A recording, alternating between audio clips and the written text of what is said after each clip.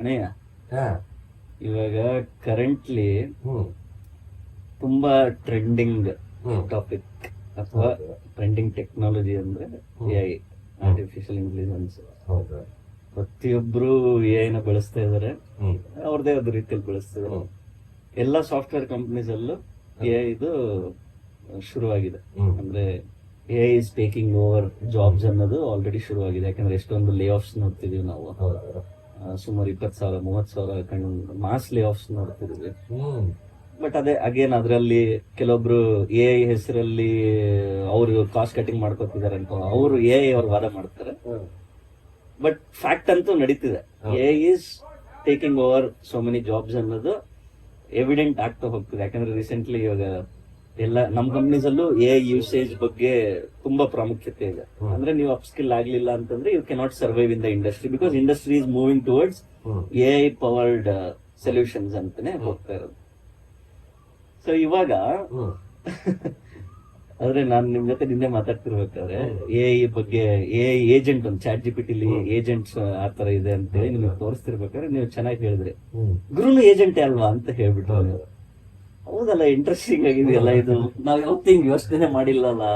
AI ಮತ್ತೆ ಗುರು ಏನ್ similarities ಅಥವಾ ಏನ್ ಕಂಪ್ಯಾರಿಸನ್ ಅಥವಾ ಕಂಪ್ಯಾರಿಸನ್ ಇದೆಯಾ? ಹ್ಮ್ ಹ್ಮ್ ಅದಕ್ಕೆ ಅದನ್ನ ನಿಮ್ ಬಾಯಲ್ಲಿ ಕೇಳೋಣ ಅಂತ.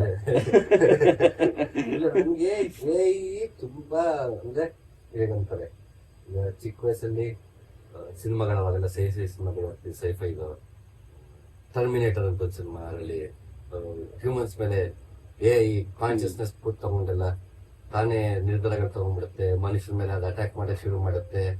ಸೊ ಅದು ಟರ್ಮಿನೇಟರ್ ಸಿನಿಮಾ ಒಂಥರ ಇಂಪ್ಯಾಕ್ಟ್ಫುಲ್ ಆಗಿದ್ರು. ಎಐ ಮುಂದೆ ನಮ್ಮನ್ನ ಹಾಳು ಮಾಡ್ಬಿಡುತ್ತೆ ಅಂತ ಜೇಮ್ಸ್ ಕ್ಯಾಮರಾನ್ ಸಿನಿಮಾ ಮಾಡಿದ್ದ. ಅದ ಮತ್ತೆ ಬರ್ತಾ ಸ್ಟೀವನ್ ಸ್ಪೀಲ್ಬರ್ಗ್ದು ಎಐ ಅಂತಾನೆ ಸಿನಿಮಾ ಹೇಳ್ತಿದ್ರು. ಈ ಹ್ಯೂಮನ್ ಇದನ್ನೇ ಮನುಕುಲದ ಇತಿಹಾಸವನ್ನೇ ಒಂದು ಕೊನೆಯೊಂದು ಚಿಕ್ಕ ಒಂದು ರೋಬೋಟ್ ಇರುತ್ತೆ, ಏಲಿಯನ್ಸ್ ಬರುತ್ತೆ, ಮನುಕುಲ ನಾಶ ಆಗ್ಬಿಟ್ಟಿರುತ್ತೆ.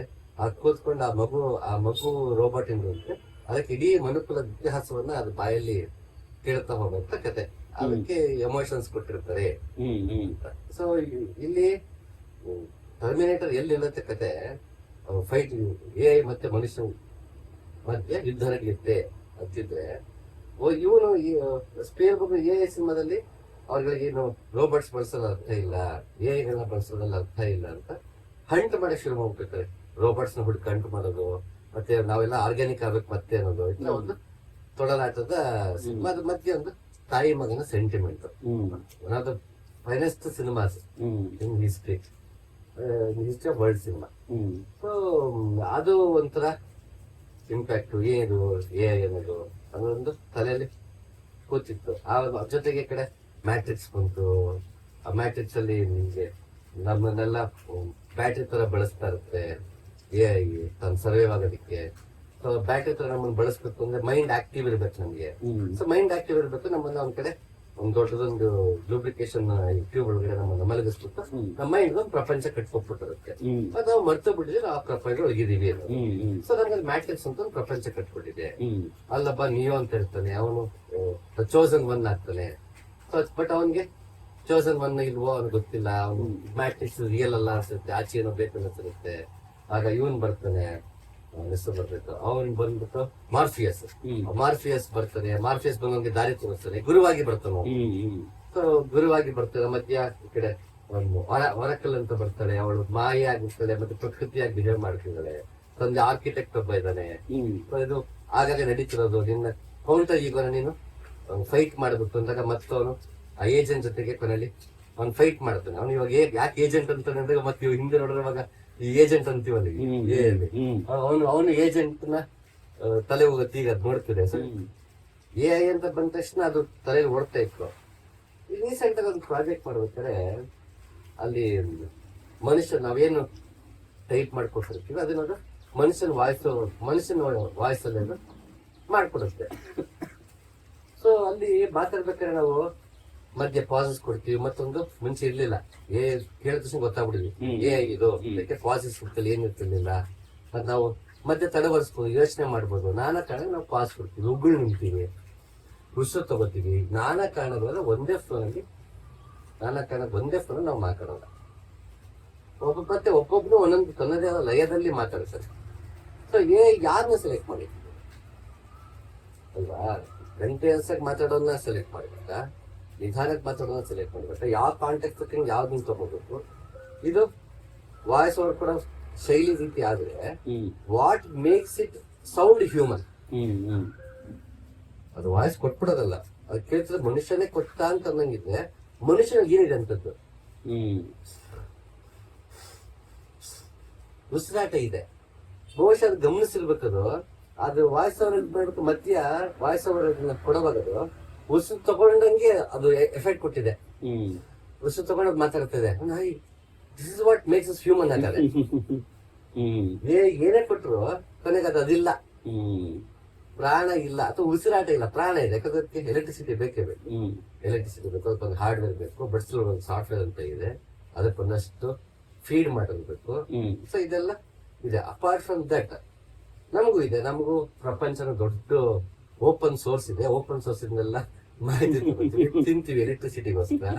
ಒಂದು ಹಾರ್ಡ್ವೇರ್ ಅಂತ ಕೊಟ್ಟಿದೆ, ನಮ್ಗೆಲ್ಲವನ್ನು ಗ್ರಹಿಸೋದಕ್ಕೆ ಕಣ್ಣು ಕೊಟ್ಟಿದೆ. ಅದು ಕ್ಯಾಮ್ರಾ ಬಳಸುತ್ತೆ, ನಾವು ಕಣ್ಣು ಬಳಸ್ತೀವಿ. ಅದು ಮೈಕ್ ನ ಬಳಸ್ಕೊಂಡು ನಾವು ಹೇಳಿದ ಮಾತನ್ನ ಎಲೆಕ್ಟ್ರಾನಿಕ್ ಕನ್ವರ್ಟ್ ಮಾಡ್ಕೊಂಡು ಅದು ಮತ್ತೆ ಎಲೆಕ್ಟ್ರಾನಿಕ್ ವೇವ್ಸ್ ಕನ್ವರ್ಟ್ ಮಾಡ್ಕೊಳ್ಳುತ್ತೆ. ಅದು ಮತ್ತದು ನಮ್ ಆ ಭಾಷೆ ಗೊತ್ತಿರೋದನ್ನು ಪದಗಳನ್ನ ಅರ್ಥ ಮಾಡ್ಕೊಳ್ಳುತ್ತೆ. ನಮ್ಗೆ ಇಲ್ಲಿ ಕೊಟ್ಟಿದ್ದಾನೆ ಭಗವಂತ, ಇದನ್ನ ಕೇಳಿಸ್ಕೊಂಡು ಮೈಂಡ್ ಪ್ರೊಸೆಸ್ ಮಾಡುತ್ತಾ ಅಲ್ವಾ? ಅದಕ್ಕೆ ನಾವು ತಿನ್ನೋದು ಬಾಯಿ ಕೊಟ್ಟಿದ್ದಾನೆ, ಇದಕ್ಕೆ ಇದು ಕೊಟ್ಟಿದ್ದೀವಿ, ಎಲೆಕ್ಟ್ರಿಸಿಟಿ ಕೊಟ್ಟಿದ್ದೀವಿ ಅಲ್ವಾ? ಸ್ಪರ್ಶ ಬೇಕಾದಕ್ಕೆ ಬರ್ತಿರೋದಕ್ಕೊಂದು ಸೆನ್ಸರ್ಸ್ ಗಿನ್ಸರ್ಸ್ ಎಲ್ಲ ಕೊಡ್ಬೇಕು. ನಮ್ಗೆ ಸೆನ್ಸರ್ಸ್ ಕೊಟ್ಟೆ ಕಳಿಸಿದ್ದಾರೆ. ಸ್ಪರ್ಶ ಅನ್ನೋ ಸೆನ್ಸರು, ನೋಡೋ ಸೆನ್ಸರು, ವಾಸನೆ ಸೆನ್ಸರು, ರುಚಿಯ ಸೆನ್ಸರು, ಇದೆಲ್ಲ ಸೆನ್ಸರ್ ಇಟ್ಟು ಕಳಿಸಿದ್ರಲ್ಲ ಅಲ್ವಾ? ಸೊ ಅದ್ರ ಕೊನೆಗೆ ಕೊನೆಗೆ ನಮ್ ತರನೇ ಅದನ್ನ ರೆಪ್ಲಿಕೇಟ್ ಮಾಡಕ್ ಹೋಗ್ತೀವಿ. ಬಟ್ ನಮ್ಮನ್ನ ರೆಪ್ಲಿಕೇಟ್ ಮಾಡಕ್ ಮುಂತಾದಾಗ ನಮ್ಮಲ್ಲಿ ಯಾವ್ದು ಇದೆ ಅದ್ರಲ್ಲಿ ಇಲ್ಲ. ಸೊ ಕೊನೆಗದು ನಮ್ ರೀತಿನೇ ಆಗ್ಬಿಡತ್ತದು. ನಂಗನ್ಸೋದು ಕೊನೆಗೆ ನಾವು ಎಷ್ಟು ಇಂಪರ್ಫೆಕ್ಟ್ ಇದೀವೋ ಇಂಪರ್ಫೆಕ್ಟ್ ಆಗತ್ತೆ ಅಂತ. ಏನ ಪರ್ಫೆಕ್ಟ್ ಮಾಡಕ್ ಆಗಲ್ಲ. ಇನ್ ಕೇಸ್ ಏನ ಪರ್ಫೆಕ್ಟ್ ಮಾಡಂಗಿದ್ದಿದೆ ನೀನೇ ಪರ್ಫೆಕ್ಟ್ ಮಾಡ್ಕೊಂಡ್ಬಿಡ್ತಿದ್ವಿ. ಮನುಕುಲ ತನ್ನನ್ ತಾನೇ ಪರ್ಫೆಕ್ಟ್ ಮಾಡ್ಕೊಂಡ್ಬಿಡ್ತಿತ್ತು. ತನ್ನನ್ ತಾನು ಪರ್ಫೆಕ್ಟ್ ಮಾಡ್ಕೊಳಕ್ ಆಗೇ ಇಲ್ಲ, ಅದೇನ್ ಪರ್ಫೆಕ್ಟ್ ಆಗೋಕ್ಕೂ ಸಾಧ್ಯ ಇಲ್ಲ. ಇವ್ರನ್ನ ಗೊತ್ತಾಗಿ ಬಹುಶಃ ಅವರು ಏನಾದ್ರು ಪರ್ಫೆಕ್ಟ್ ಮಾಡೋಣ, ಪರ್ಫೆಕ್ಟ್ ಮಾಡಿದ್ರೆ ನಮ್ಮಲ್ಲಿ ಇಂಪರ್ಫೆಕ್ಷನ್ ಇದೆ ಅಥವಾ ಇನ್ಕಂಪ್ಲೀಟ್ನೆಸ್ ಇದೆಯಲ್ಲ, ಅದನ್ನ ಕಂಪ್ಲೀಟ್ ಮಾಡಬೇಕು ಅಂತ ಹೋಗಿ ಕೊನೆ ಮತ್ತೆ ನಾವು ಅದನ್ನ ಇಂಪರ್ಫೆಕ್ಟ್ ಮಾಡ್ತೀವಿ. ಈಗ ಉದಾಹರಣೆ ಹಲುಸಿನೇಷನ್ ಅಂತಿದ್ವಿ. ಸಮ್ಟೈಮ್ಸ್ ಅದೇ ಕಂಟೆಸ್ಟ್ ಪ್ರಾಂಪ್ಟ್ ಕೊಡ್ತಾ ಹೋದಾಗ ಮತ್ತೊಂದು ಮಾಡಿದ್ರೆ ಏನಾಗುತ್ತೆ, ಹಲುಸಿನೇಟ್ ಆಗುತ್ತೆ. ಓಪನ್ ಸೋರ್ಸ್ ಇಂದ ಬಳಸುವಾಗ ನಾವು ಓಪನ್ ಸೋರ್ಸ್ ಇಂದ ಬಳಸೋದು ನಾನು ಹಲುಸಿನೇಟ್ ಆಗ್ತೀನಿ. ಅವನಪ್ಪ ಅಂತ ಅವನ ಮಾತು ಕೇಳು, ಇವನಪ್ಪ ಅಂತ ಇವ್ ಮಾತು ಕೇಳು. ದ್ವೈತಾನು ಅದ್ವೈತಾನು, ಯೋಗ ಮಾರ್ಗ, ರಾಜಯೋಗನ, ಹಠಯೋಗನ, ಕ್ರಿಯಾಯೋಗನ, ನಾನು ಯಾವ್ದು ಓದ್ಬೇಕು? ಕನ್ನಡ ಅನುವಾದ ಓದ್ಬೇಕಾ, ಇಂಗ್ಲಿಷ್ ಅನುವಾದ ಓದ್ಬೇಕು? ದ್ವೈತದ ಓದ್ಬೇಕಾ, ಅದ್ವೈತದ ಓದ್ಬೇಕಾ? ಜೀಸಸ್ ಸೇರಿನ, ಮೊಹಮ್ಮದ್ ಪ್ರೊಫೆಟ್ ಸೇರಿನ? ಜೀಸಸ್ ಬಗ್ಗೆ ನಾನ್ ಹೇಳೋ ಸೇರಿನ, ನೀನ್ ಹೇಳೋ ಸೇರಿನ? ಇಷ್ಟೊಂದು ಓಪನ್ ಸೋರ್ಸ್ ತಗೊಂಡಾಗದು ಹಲುಸಿನೇಟ್. ನಾವು ಹಲುಸಿನೇಟ್ ಆಗ್ತೀವಿ, ಅದಕ್ಕೆ ಹಲುಸಿನೇಟ್ ಆಗ್ತಾ ಇದೆ ಅಲ್ವಾ? ಅದಕ್ಕೆ ಪ್ರಾಸೆಸ್ ಓಪನ್ ಸೋರ್ಸ್ ಇದೆ, ತಗೋಬೇಕು ಎತ್ತ, ಅದಕ್ಕೆ ಸೋ ಮೆನಿ ಆಪ್ಷನ್ಸ್. ಒಂದ್ ಕಾಲ ಬರೀ ದೂರದರ್ಶನ ಇತ್ತು, ನಾ ಹಲುಸಿನೇಟ್ ಆಗ್ತಿರ್ಲಿಲ್ಲ. ಮಾಡ್ರ ಅದೇ ಚಾನಲ್ ಬೇರೆ ಇರ್ಲಿಲ್ಲ. ಬೆಳಿಗ್ಗೆ 6 ಗಂಟೆ ಶೋ ಆಗಿ ಇವತ್ತು 9 ಗಂಟೆಗೆ ಬ್ರಾಡ್ಕಾಸ್ಟಿಂಗ್ ನಿಂತೋಗ್ಬಿಡೋದು ಅಂತ. ಕಪ್ಪು ಬಿಳಿ ಡಾಟ್ ಬಂದ್ಬಿಡ್ತಿತ್ತು ಟಿವಿಲಿ, ನಿಂತೋಗ್ಬಿಡ್ತಿತ್ತು. ಬೀದಿ ಇಲ್ದ ಮಲಗ್ಬಿಡ್ತಿತ್ತು 9 ಗಂಟೆಗೆ. ರೇಡಿಯೋನು ಇರ್ತಿರ್ಲಿಲ್ಲ, ಮ್ಯಾಕ್ಸಿಮಮ್ 9 ಗಂಟೆ 10 ಗಂಟೆ. ಅದಾದ್ಮೇಲೆ ರಾತ್ರಿ ಪೂರ್ತಿ ಹಿಂದೂಸ್ತಾನಿನೋ ಮತ್ತೊಂದು ಹಾಕ್ಬಿಟ್ಬಿಟ್ಟಿರೋದು. ಅದಕ್ಕೆ ಕೇಳಕ್ಕೆ ಅಂದ್ರೆ ರಾತ್ರಿ ಎಲ್ಲ ಕಾಯ್ಕೊಂಡು ಕೂತ್ಕೊಂಡು ಶ್ರೀಲಂಕನ್ ಬ್ರಾಡ್ಕಾಸ್ಟ್ ಅದನ್ನೆಲ್ಲ ರಾತ್ರಿ ಎಲ್ಲ ಹಿಂದೂಸ್ತಾನಿ ಕೇಳ್ಕೊಂಡು ಮಲ್ತಿದ್ದ ಟೈಮ್ ರೇಡಿಯೋದಲ್ಲಿ. ಸೊ ಅವಾಗ ನಾನು ಹಲುಸಿನೇಟ್ ಆಗಿಲ್ಲ. ಟಿವಿಲಿ ಏನಾಗ್ತಾನೆ ಅದು ನೋಡ್ತಿದ್ದೆ, ಸುಮ್ಮನೆ ಆಗ್ತಿದ್ದೆ. ಚಾನಲ್ಸ್ ಜಾಸ್ತಿ ಆಗ್ತಾ ಬಂತು. ಟಿವಿ ಒಂದೇ, ಜನಗಳ ಮನೇಲಿ 5-6 ಜನ, ರಿಮೋಟ್ ಒಂದೇ. ಆಗ ಮತ್ತೆ ಯಾವ್ದು ನೋಡ್ಬೇಕು? ಓಕೆ, ಇದು ನಮ್ ಕೈಗೆ ಫೋನ್ ಬಂದ್ಬಿಡ್ತು. ಸೊ ನಾವು ಇನ್ನೊಬ್ಬ ಟಿವಿ ರಿಮೋಟ್ ಬಸ್ ಕಿತ್ತಾಡಂಗಿಲ್ಲ ಅಂತ ಮಾಡ್ಬಿಟ್ಟು ಫೋನ್ ಇಟ್ಕೊಂಡ್ವಿ. ಈಗ ಮತ್ತೆ ಹಲುಸಿನೇಷನ್ ಶುರು. ಯಾವ್ದು ನೋಡ್ಬೇಕು? ಆ OTT ಅಂತ, ಈ OTT ಅಂತ, ಯಾರು ಮತ್ತೆ ಜಾನರ್ಸ್ ಅಂತೆ. ಆ ಜಾನರ್ಸ್ ಮತ್ತೆ ಡೆಕೆಡ್ ವೈಸ್ ಡಿವೈಡ್ ಮಾಡಿರ್ತಾನೆ. ಅದನ್ನ ಚೆಕ್ ಕ್ಲಿಕ್ ಮಾಡ್ಕೊಂಡು ಹೋಗೋಸಕ್ಕೆ ನಾ ಏನ್ ನೋಡ್ಬೇಕು ಎತ್ತ ಮತ್ತೆ ಮರಿತೀನಿ. ಮತ್ತೆ ನಾ IMDb ಹೋಗ್ತೀನಿ, ಅದು ಇನ್ನದಕ್ಕೆ ಹೋಗ್ತೀನಿ. ಬೆಸ್ಟ್ ಮೂವೀಸ್, ಈ OTTಲಿ ಬೆಸ್ಟ್ ಮೂವೀಸ್ ಯಾವ್ದು, ಟಾಪ್ ರೇಟೆಡ್ ಸಿನಿಮಾಗಳು ಯಾವ್ದು, ಮತ್ತೆ ಯಾರನ್ನ ಕೇಳೋಕ್ ಮತ್ತೆ ಅಲ್ವಾ? ಅಲ್ಲ ಮತ್ತೆ ಅವನ ಕೇಸ್ ಅವ್ನು ಸ್ಪಾನ್ಸರ್ಡ್ ಇತ್ತು ಅಂದ್ರೆ ಅವನು ಪರ್ಟಿಕ್ಯುಲರ್ ಸಿನಿಮಾಗಳೇ ಅವ್ನು ಮತ್ತವನು ಇದು ಮಾಡ್ತಾನೆ, ರೆಕಮೆಂಡ್ ಮಾಡ್ತಾನೆ. ಸೊ ನೀವು ಅದು ರಿಲೇಯಬಲ್ ಇಲ್ವಾ ಮತ್ತೆ ಕನ್ಫ್ಯೂಷನ್ ಸ್ಟಾರ್ಟ್ ಅಲ್ವಾ? ಹೌದು. ರಿಯಲ್ ಲೈಫಲ್ಲಿ ಹಂಗೆ ಆಗುತ್ತಲ್ವಾ? ಯಾರನ್ನ ಕೇಳ್ಬೇಕು? ನಾನ್ ನಂಬಿರೋ ವ್ಯಕ್ತಿನ ಕೇಳ್ಬೇಕಾ ಅಥವಾ ನಂಬಿಕಸ್ಥ ವ್ಯಕ್ತಿನ ಕೇಳ್ಬೇಕಾ? ನನಗೆ ಗೊಂದಲ ಶುರು. ಅವನ ಕೇಸ್ ತಿಳಿದು ಅನ್ಕೊಂಡ್ರೆ ದಡ್ಡ ಇದ್ರೆ ದಡ್ಡ ಅಂತ ನನಗೆಲ್ಲ ಗೊತ್ತು, ಓಡಾಡ್ಕೊಂಡಿದ್ದು. ನನಗೆ ಒಬ್ಬ ಬುದ್ಧಿವಂತನ ಗುರುತಿಸಕ್ ಶಕ್ತಿ ಇಲ್ಲ ಅಂತಂದ್ರೆ ನನ್ನಂತ ದಡ್ಡನೇ ನಾನು ಬುದ್ಧಿವಂತ ಅಂತ ಅನ್ಕೋತೀನಿ. ಸೊ ರಿಲೇಯಬಲ್ ಸೋರ್ಸ್, ಇದು ಓಪನ್ ಸೋರ್ಸ್ ಅನ್ನೋದು ಹೆಚ್ಚಾಗಿ ಇಸ್ ಇಟ್ ರಿಲೇಯಬಲ್ ಸೋರ್ಸ್ ಅಲ್ವಾ? ಅದು ಎಷ್ಟು ರಿಲೇಯಬಲ್, ನಾನು ಅದ್ರ ಮೇಲೆ ನಾನು ಎಷ್ಟು ರಿಲೇಯಬಲ್ ಗೊತ್ತಾಗಲಿಲ್ಲ. ಸೊ ಅದು ಹಲಸಿನೇಟ್ ಆಗೋ ಜೊತೆಗೆ ನಾನು ಹಲಸಿನೇಟ್ ಆಗ್ತಿರ್ತೀನಿ ಅಲ್ವಾ? ಅದಕ್ಕೂ ಅದು ಹ್ಯಾಲುಸಿನೇಟ್ ಆಗ್ತಿದೆ ಅಂತ ಗೊತ್ತಿಲ್ಲ, ನಮಗೂ ನಾವು ಹ್ಯಾಲುಸಿನೇಟ್ ಆಗ್ತಿದೆ ಅಂತ ಗೊತ್ತಿಲ್ಲ. ಅಂಟಿಲ್ ಸಂಬಡಿ ಓಕೆ ಏನೋ ಒಂದು ಫಾರ್ ಎಕ್ಸಾಂಪಲ್ ಇವಾಗ ಏನೇ ಓಪನ್ ಇದೆ, ಫಾರ್ ಎಕ್ಸಾಂಪಲ್ ಇಲ್ಲ ನೀನು ಇದನ್ನ ಹೇಳಿದ್ಯಲ್ವಾ ಅಥವಾ ಇದು ಕರೆಕ್ಟ್ ಅಲ್ವಲ್ಲ ಅಂತಂದಾಗ ಓ ಹೌದು ಕರೆಕ್ಟ್ ನೀನ್ ಹೇಳ್ತಿರೋದಲ್ಲ ಅಂತೇಳಿ ಅದು ಸರಿ ಮಾಡ್ಕೊಳುತ್ತೆ. ಅದನ್ನೇ ಸರಿ ಅಂತ ನಂಬ್ಕೊಂಡ್ಬಿಟ್ರೆ ನಾವು ಹ್ಯಾಲುಸಿನೇಟ್ ನಾವು ಆಗ್ತೀವಿ. ಸೊ ನಮಗೂ ಕೂಡ ಒಬ್ಬ ಪ್ರಾಂಪ್ಟರ್ ಬೇಕು. ಇಲ್ಲ ಗುರು ನೀನ್ ಸರಿ ಇಲ್ಲ, ನೀನ್ ಅರ್ಥ ಮಾಡ್ಕೊಂಡ್ರೆ ಸರಿ ಇಲ್ಲ ಅಂತ ಹೇಳೋದಕ್ಕೆ ಒಬ್ಬ ಬೇಕು. ಆ ಒಬ್ಬ ಹ್ಯಾಲುಸಿನೇಟ್ ಮಾಡ್ತಿರ್ಬಾರ್ದು ಅಲ್ವಾ? ಸೊ ಆ ವ್ಯಕ್ತಿನೇ ಗುರು ಅಂದ್ರೆ ನಾನ್ ಅರ್ಥ ಮಾಡ್ಕೊಂಡು ಆ ವ್ಯಕ್ತಿನೇ ಗುರು. ಏಜೆಂಟ್ಸ್ ಅಂತ ಬಳಸ್ತಿರ್ಬೇಕಾದ್ರೆ ತುಂಬಾ ಮಿನಿಮಲ್ ಹ್ಯಾಲುಸಿನೇಷನ್ ಅದಕ್ಕಿರೋದು. ನಾವು ಕರೆಕ್ಟ್ ಆಗಿ ನಾವು ಏಜೆಂಟ್ ನ ಕ್ರಿಯೇಟ್ ಮಾಡಿದ್ರೆ ಅಥವಾ ಏಜೆಂಟ್ ಅದು ಪ್ರಾಪರ್ ಕೆಲಸ ಮಾಡ್ತಿದ್ರೆ ವೆರಿ ಲೀಸ್ಟ್ ಅಥವಾ ಮಿನಿಮಲ್ ಹ್ಯಾಲುಸಿನೇಷನ್ ಕ್ರಿಯೇಟ್ ಮಾಡೋದು. ಆ ಏಜೆಂಟ್ ಹೇಗ್ ಇದು ಮಾಡ್ತೈತೆ ಅಂದ್ರೆ ವಾಟ್ ಈಸ್ ಏಜೆಂಟ್ ಅಂದ್ರೆ ಇವಾಗ ಎಯು ಕೆಲಸ ಮಾಡ್ತಿರುತ್ತೆ, ಏಜೆಂಟ್ ಕೆಲಸ ಮಾಡುತ್ತೆ. ಬಟ್ ನೀವು ಏಜೆಂಟ್ ಕ್ರಿಯೇಟ್ ಮಾಡ್ಕೊಂಡಾಗ ಅದಕ್ಕೆ ವಾಟ್ ಈಸ್ ಡಿಫರೆನ್ಸ್? ಏಜೆಂಟಿಗೆ ಒಂದು ಬೌಂಡ್ರಿ ಇರುತ್ತೆ. ಬೌಂಡ್ರಿ ಇನ್ ದ ಸೆನ್ಸ್ ಅದಕ್ಕೆ ಒಂದು ಏನ್ ಮಾಡ್ಬೇಕು ಅನ್ನೋದು ಅದಕ್ಕೆ ಡಿಫೈನ್ ಮಾಡಿರುತ್ತೆ. ಅದಕ್ಕೆ ಮೆಮೊರಿ ಕೊಟ್ಟಿರುತ್ತೆ. ನಾನು ಫಾರ್ ಎಕ್ಸಾಂಪಲ್ ನಾನು ಯಾವ್ದೋ ಒಂದು ಎಕ್ಸಿಸ್ಟಿಂಗ್ ಏನೋ ಮಾಡ್ತಿದ್ದೀನಿ ಅಂದ್ರೆ ಅದ್ರದ್ದು ಮೆಮೊರಿ ಫೀಡ್ ಮಾಡಿರ್ತೀವಿ, ಆಮೇಲೆ ಅದಕ್ಕೆ ಸ್ಕಿಲ್ಸ್ ಆಡ್ ಮಾಡಿರ್ತೀವಿ. ಅದು ಆ ಬೌಂಡ್ರಿ ಒಳಗೆ ಕೆಲಸ ಮಾಡುತ್ತೆ. ಓಪನ್ ಸೋರ್ಸ್ ಇಂದ ತಗೊಂಡ್ರು ಆ ಬೌಂಡ್ರಿ ದಾಟಿ ಹೋಗಲ್ಲ ಅದು. ಸೊ ತನ್ನ ಚೌಕಟ್ಟಲ್ಲಿ ಅದು ಕೆಲಸ ಮಾಡ್ತಿರೋದ್ರಿಂದ ಹೆಲಿಸಿನೇಷನ್ಸ್ ಕಡಿಮೆ ಆಗ್ತಿರೋದು. ಅದಕ್ಕೆ agents are more reliable than open chats. ನಾನೇ ಒಂದು ಸೋರ್ಸ್ ಕೊಡ್ತೀನಿ, ಆ ಸೋರ್ಸ್ ಇಟ್ಕೋಬೇಕು, ಅದಕ್ಕೆ ಬೇಕು ಫರ್ದರ್ ಕೇಳೋದು ವ್ಯಾಲ್ಯೂ ಆಡೆಡ್ ಬೇಕು ಅಂದಾಗ ಅದು ಓಪನ್ ಸೋರ್ಸ್ ಹೋಗಿ ಬರುತ್ತೆ. ಬಟ್ ಆ ಬೌಂಡ್ರಿ ಒಳಗೆ ಇರುತ್ತೆ. ಬೌಂಡ್ರಿ ಒಳಗೆ ಕಡಿಮೆ ಹಲಸಿನೇಷನ್, ಕಡಿಮೆ ಎಷ್ಟು ಕಡಿಮೆ ಮಾಹಿತಿ ಇರುತ್ತೋ ಅಷ್ಟು ಕಡಿಮೆ ಹಲಸಿನೇಷನ್. ಬಟ್ ಕಡಿಮೆ ಮಾಹಿತಿ ಅಂತ ಬಂದಾಗ ಯಾವ ಮಾಹಿತಿ ಬೇಕು ನಿಮ್ಗೆ ಗೊತ್ತಿರೋದು ಅಲ್ವಾ? ಇದು ನನಗೆ ಬೇಕಿರೋ ಮಾಹಿತಿ ಅಥವಾ ಇದು ನನ್ನ ಸೋರ್ಸ್, ಈ ಸೋರ್ಸ್ ಮೇಲೆ ಕೆಲಸ ಮಾಡೋದು. ಮನುಷ್ಯನಂಗಿಲ್ಲ, ಅವನಿಗೆ ಅಧ್ಯಾತ್ಮಕ್ಕೆ ಯಾಕೆ ಬಂದೆ ಅಂತ ಗೊತ್ತಿಲ್ಲ ಅಂದ್ರೆ ಅವನ್ಗೆ ಏಜೆಂಟ್ ನ ಬಳಸ್ಕೊಳಕ್ ಆಗಲ್ಲ. ಈಗ ಎಲ್ಲಾರು ಗುರುಗಳೇ, ಬಟ್ ಎಲ್ಲಾ ಗುರುಗಳು ಎಲ್ರಿಗೂ ಅಲ್ಲ. ಈಗ ನಿನ್ನ ಏಜೆಂಟ್ ನಿನ್ನ ಏಜೆಂಟ್ ಚೆನ್ನಾಗಿ ಕೆಲಸ ಮಾಡ್ತೀನಿ, ನಾನು ನಿನ್ನ ಏಜೆಂಟ್ ನಾನು ಇಸ್ಕೊಂಡು ಕೆಲಸ ಮಾಡಕ್ ಆಗಲ್ಲ. ನಿನ್ನ ಏಜೆಂಟ್ ನೀನೇ ಕ್ರಿಯೇಟ್ ಮಾಡ್ಕೊಂತೀಯ. ಹೌದು ಹೌದು ಅದನ್ನೇ ಹೇಳಿದ್ ಇವಾಗ ಜಸ್ಟ್ ಅದನ್ನ ಹೇಳಿದೆ ನನ್ನ ಫ್ರೆಂಡಿಗೆ, ನಾನು ಇದೊಂದು ಮಾಡಿದೀನಿ ಬಟ್ ನಿನಗೆ ಯೂಸ್ ಆಗಲ್ಲ, ಇದೇ ತರ ನಿನಗ್ ಮಾಡಕ ಅಂತ ಹೇಳಿದೆ. ಅದಕ್ಕೆ ಸ್ವಧರ್ಮಕ್ಕೆ ತಕ್ಕಂತೆ ಏಜೆಂಟ್ ಮಾಡ್ಕೊಂಡಿದ್ಯಾ, ನಿನ್ನ ಅವಶ್ಯಕತೆ ನಿನಗೆ ಏನ್ ಬೇಕು ತಕ್ಕಂಗೆ ಏಜೆಂಟ್ ಮಾಡ್ಕೊಂಡಿದ್ಯಾ. ಹೌದು, ಹಂಗೆ ನೂರಾರು ಗ್ರಂಥಗಳಿದೆ, ನೂರಾರು ಪಂಥಗಳಿದೆ. ಅದ್ರಲ್ಲಿ ನಿನಗೆ ಏನಿದೆ? ನೀನು ಆತ್ಮ ಸಾಕ್ಷಾತ್ಕಾರಕ್ಕೆ ಅಂತ ಬಂದಿದ್ಯಾ, ಅದು ಜೀವನದ ಗೊಂದಗಳನ್ನ ನಿವಾರಣೆಗೆ ಅಂತ ಬಂದಿದ್ಯಾ, ಸುಖ ದುಃಖಗಳು ತಡ್ಕೊಳಕ್ ಆಗ್ತಿಲ್ಲ ಅದೊಂದು ಸಮಾಧಾನ ಅಂತ ಹುಡ್ಕೊಂಡ್ ಬಂದಿದ್ಯಾ, ನಿನಗ್ ಗೊತ್ತಿರ್ಬೇಕು ನಿನ್ಗೆ ಏನು ಬಯಸ್ ಬಂದಿದ್ಯಾ ಅಂತ. ಈಗ ಉದಾಹರಣೆ ರಮಣ ಮಹರ್ಷಿ ಹೋಗ್ಬಿಟ್ಟು ನಂಗೆ ಹಠಯೋಗದ ಬಗ್ಗೆ ಹೇಳಿ ಅಂದ್ರೆ, ಹಠ ಯಾಕೆ ಬೇಕದು? ಅದು ಈಗ ಆಯ್ತು ಯೋಗ ಹೇಳ್ಕೊಂಡಿದ್ದೀನಿ, ಯೋಗ ಅಂದ್ರೇನು? ಒಂದಾಗೋದು. ನೀವ್ ಯಾವತ್ ಬೇರೆ ಆಗಿದ್ದಿಂದ ಒಂದಾಗ್ಬೇಕು, ಯೋಗ ಏನಕ್ಕೆ ಮಾಡ್ತೀಯ ಅಂತದೆ. ಇನ್ನ ರಮಣ ಮಹರ್ಷಿ ಹೋಗ್ಬಿಟ್ಟು ಹಠಯೋಗ ಕಲಿಯಕ್ಕಾಗಲ್ಲ, ಯಾಕಂದ್ರೆ ಪ್ರಕಾರ ಹಠ ಅಂದ್ರೆ ಈಗ. ಅದೇ ನಾಥ ಪಂಥ ಅಂತ ಹೋದ್ರೆ ಹಠಯೋಗ ಅಂದ್ರೆ ಅರ್ಣಪ್ಪ, ಹ ಅಂದ್ರೆ ಇದು ಪಿಂಗಳ ನಾಡಿ, ಠ ಅಂದ್ರೆ ಇಡನಾಡಿ. ಇಡ ಮತ್ತೆ ಪಿಂಗಳ ನಾಡಿಯನ್ನ ಬಳಸ್ಕೊಂಡು ನಾವು ಸುಷುಮ್ನಾಗ ಹೋಗುವುದೇ ಹಠಯೋಗ ಅಂತಾನೆ. ರಮಣ ಮಹರ್ಷಿನ ಹೇಳಲ್ಲ. ಆಗ ರಮಣ ಮಹರ್ಷಿ ಗೊತ್ತಿಲ್ವಾ? ಅಲ್ಲ, ಅವನ್ ಕೆಲಸ ಅದಲ್ಲ. ರಮಣ ಮಹರ್ಷಿ ಕೆಲಸ ಅದಲ್ಲ, ಅವನದು ಒಂದೇ ಏಜೆಂಟ್. ಚುಮ್ಮ ಇರೋ ಹೂವಾಮೈ ಅಲ್ವಾ? ಎರಡಿದೆ. ನೀ ಅದ್ರೊಳಗಡೆನೆ ನೀನ್ ಫಿಟ್ ಆಗತ್ತಾ, ಅದು ನಿನ್ ಏಜೆಂಟ್.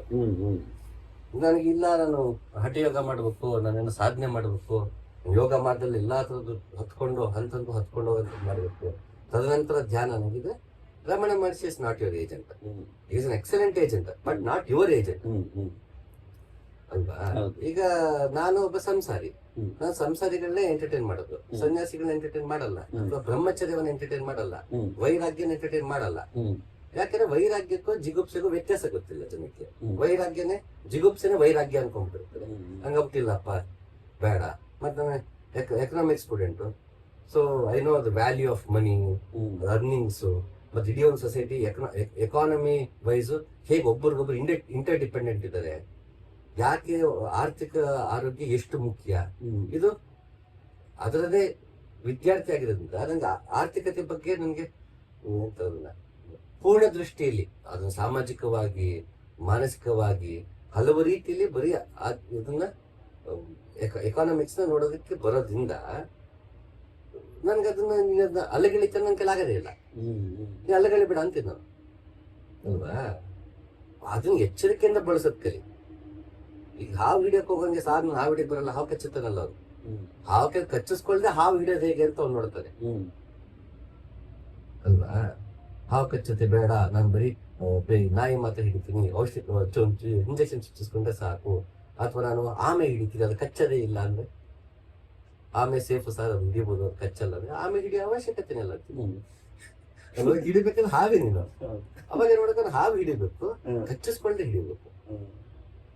ಹಾಗೆ ಸಂಸಾರ ಹಾವು, ಅದಕ್ಕೆ ಕಚ್ಚಿಸ್ಕೊಂಡೆ ಹಿಡಿಬೇಕು. ಅದನ್ನ ನಾನು ನೋಡ್ಬೇಕು, ಅದು ಯಾಕೆ ಅದು ಡಿಸ್ಟರ್ಬ್ ಆಗುತ್ತೆ ಹಾವು.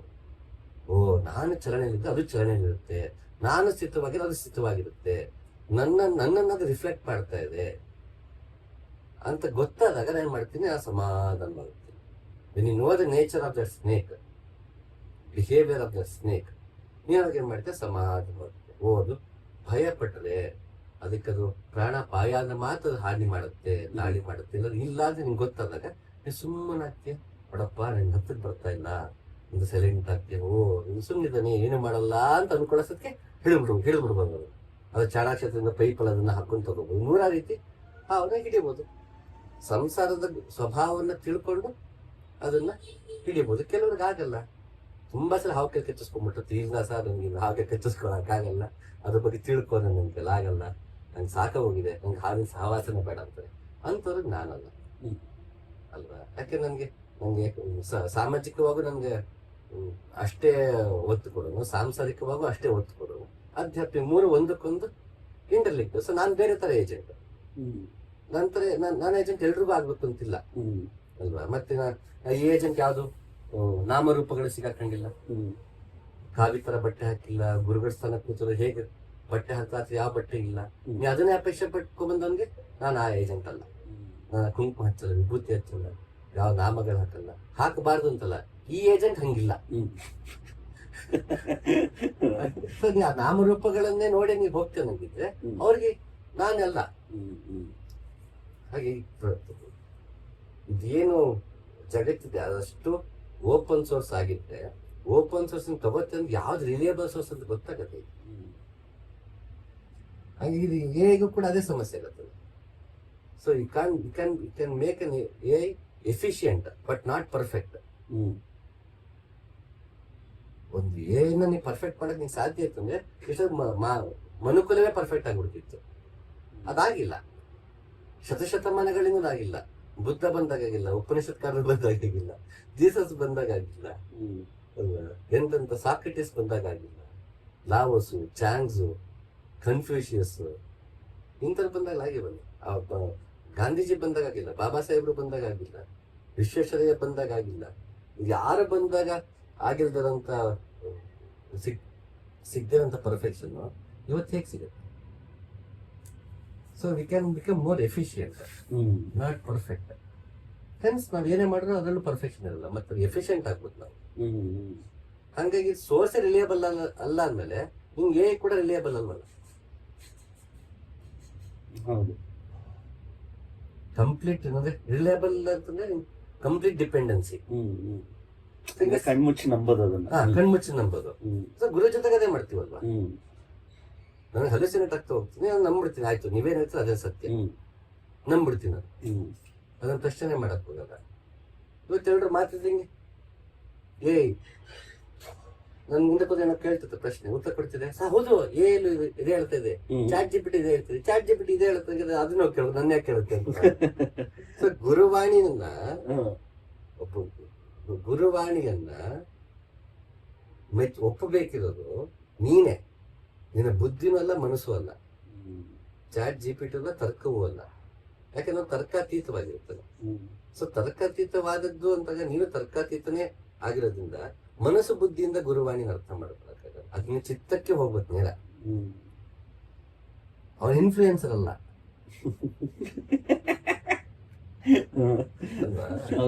ಅವನ ಇನ್ಫ್ಲೂಯೆನ್ಸರ್ ಅಲ್ಲ. ನಿನ್ ಮನಸ್ಸು ಮತ್ತೆ ಬುದ್ಧಿನ ಮುಟ್ಟೋದಿಕ್ಕೆ ಇನ್ಫ್ಲೂಯೆನ್ಸರ್ ಅಲ್ಲ.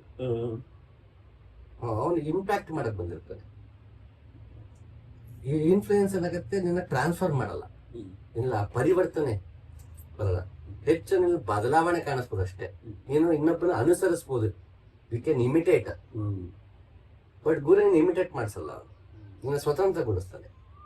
ಇನ್ಫ್ಲೂಯೆನ್ಸ್ ಆಗ್ತಿದ್ಯಾ ಅಂದ್ರೆ ನೀನು ನಿನಗೆ ಏನ್ ಮಾಡ್ಬೇಕು ನಿನ್ಗೆ ಗೊತ್ತಿಲ್ಲ, ಇನ್ನೊಬ್ಬ ಮಾಡಿದ್ರೆ ಸರಿ ಅಂತ ನಂಬ್ತಿದ್ಯಾ, ನಿನ್ ಸ್ವಂತ ಬುದ್ಧಿ ಇಲ್ಲ.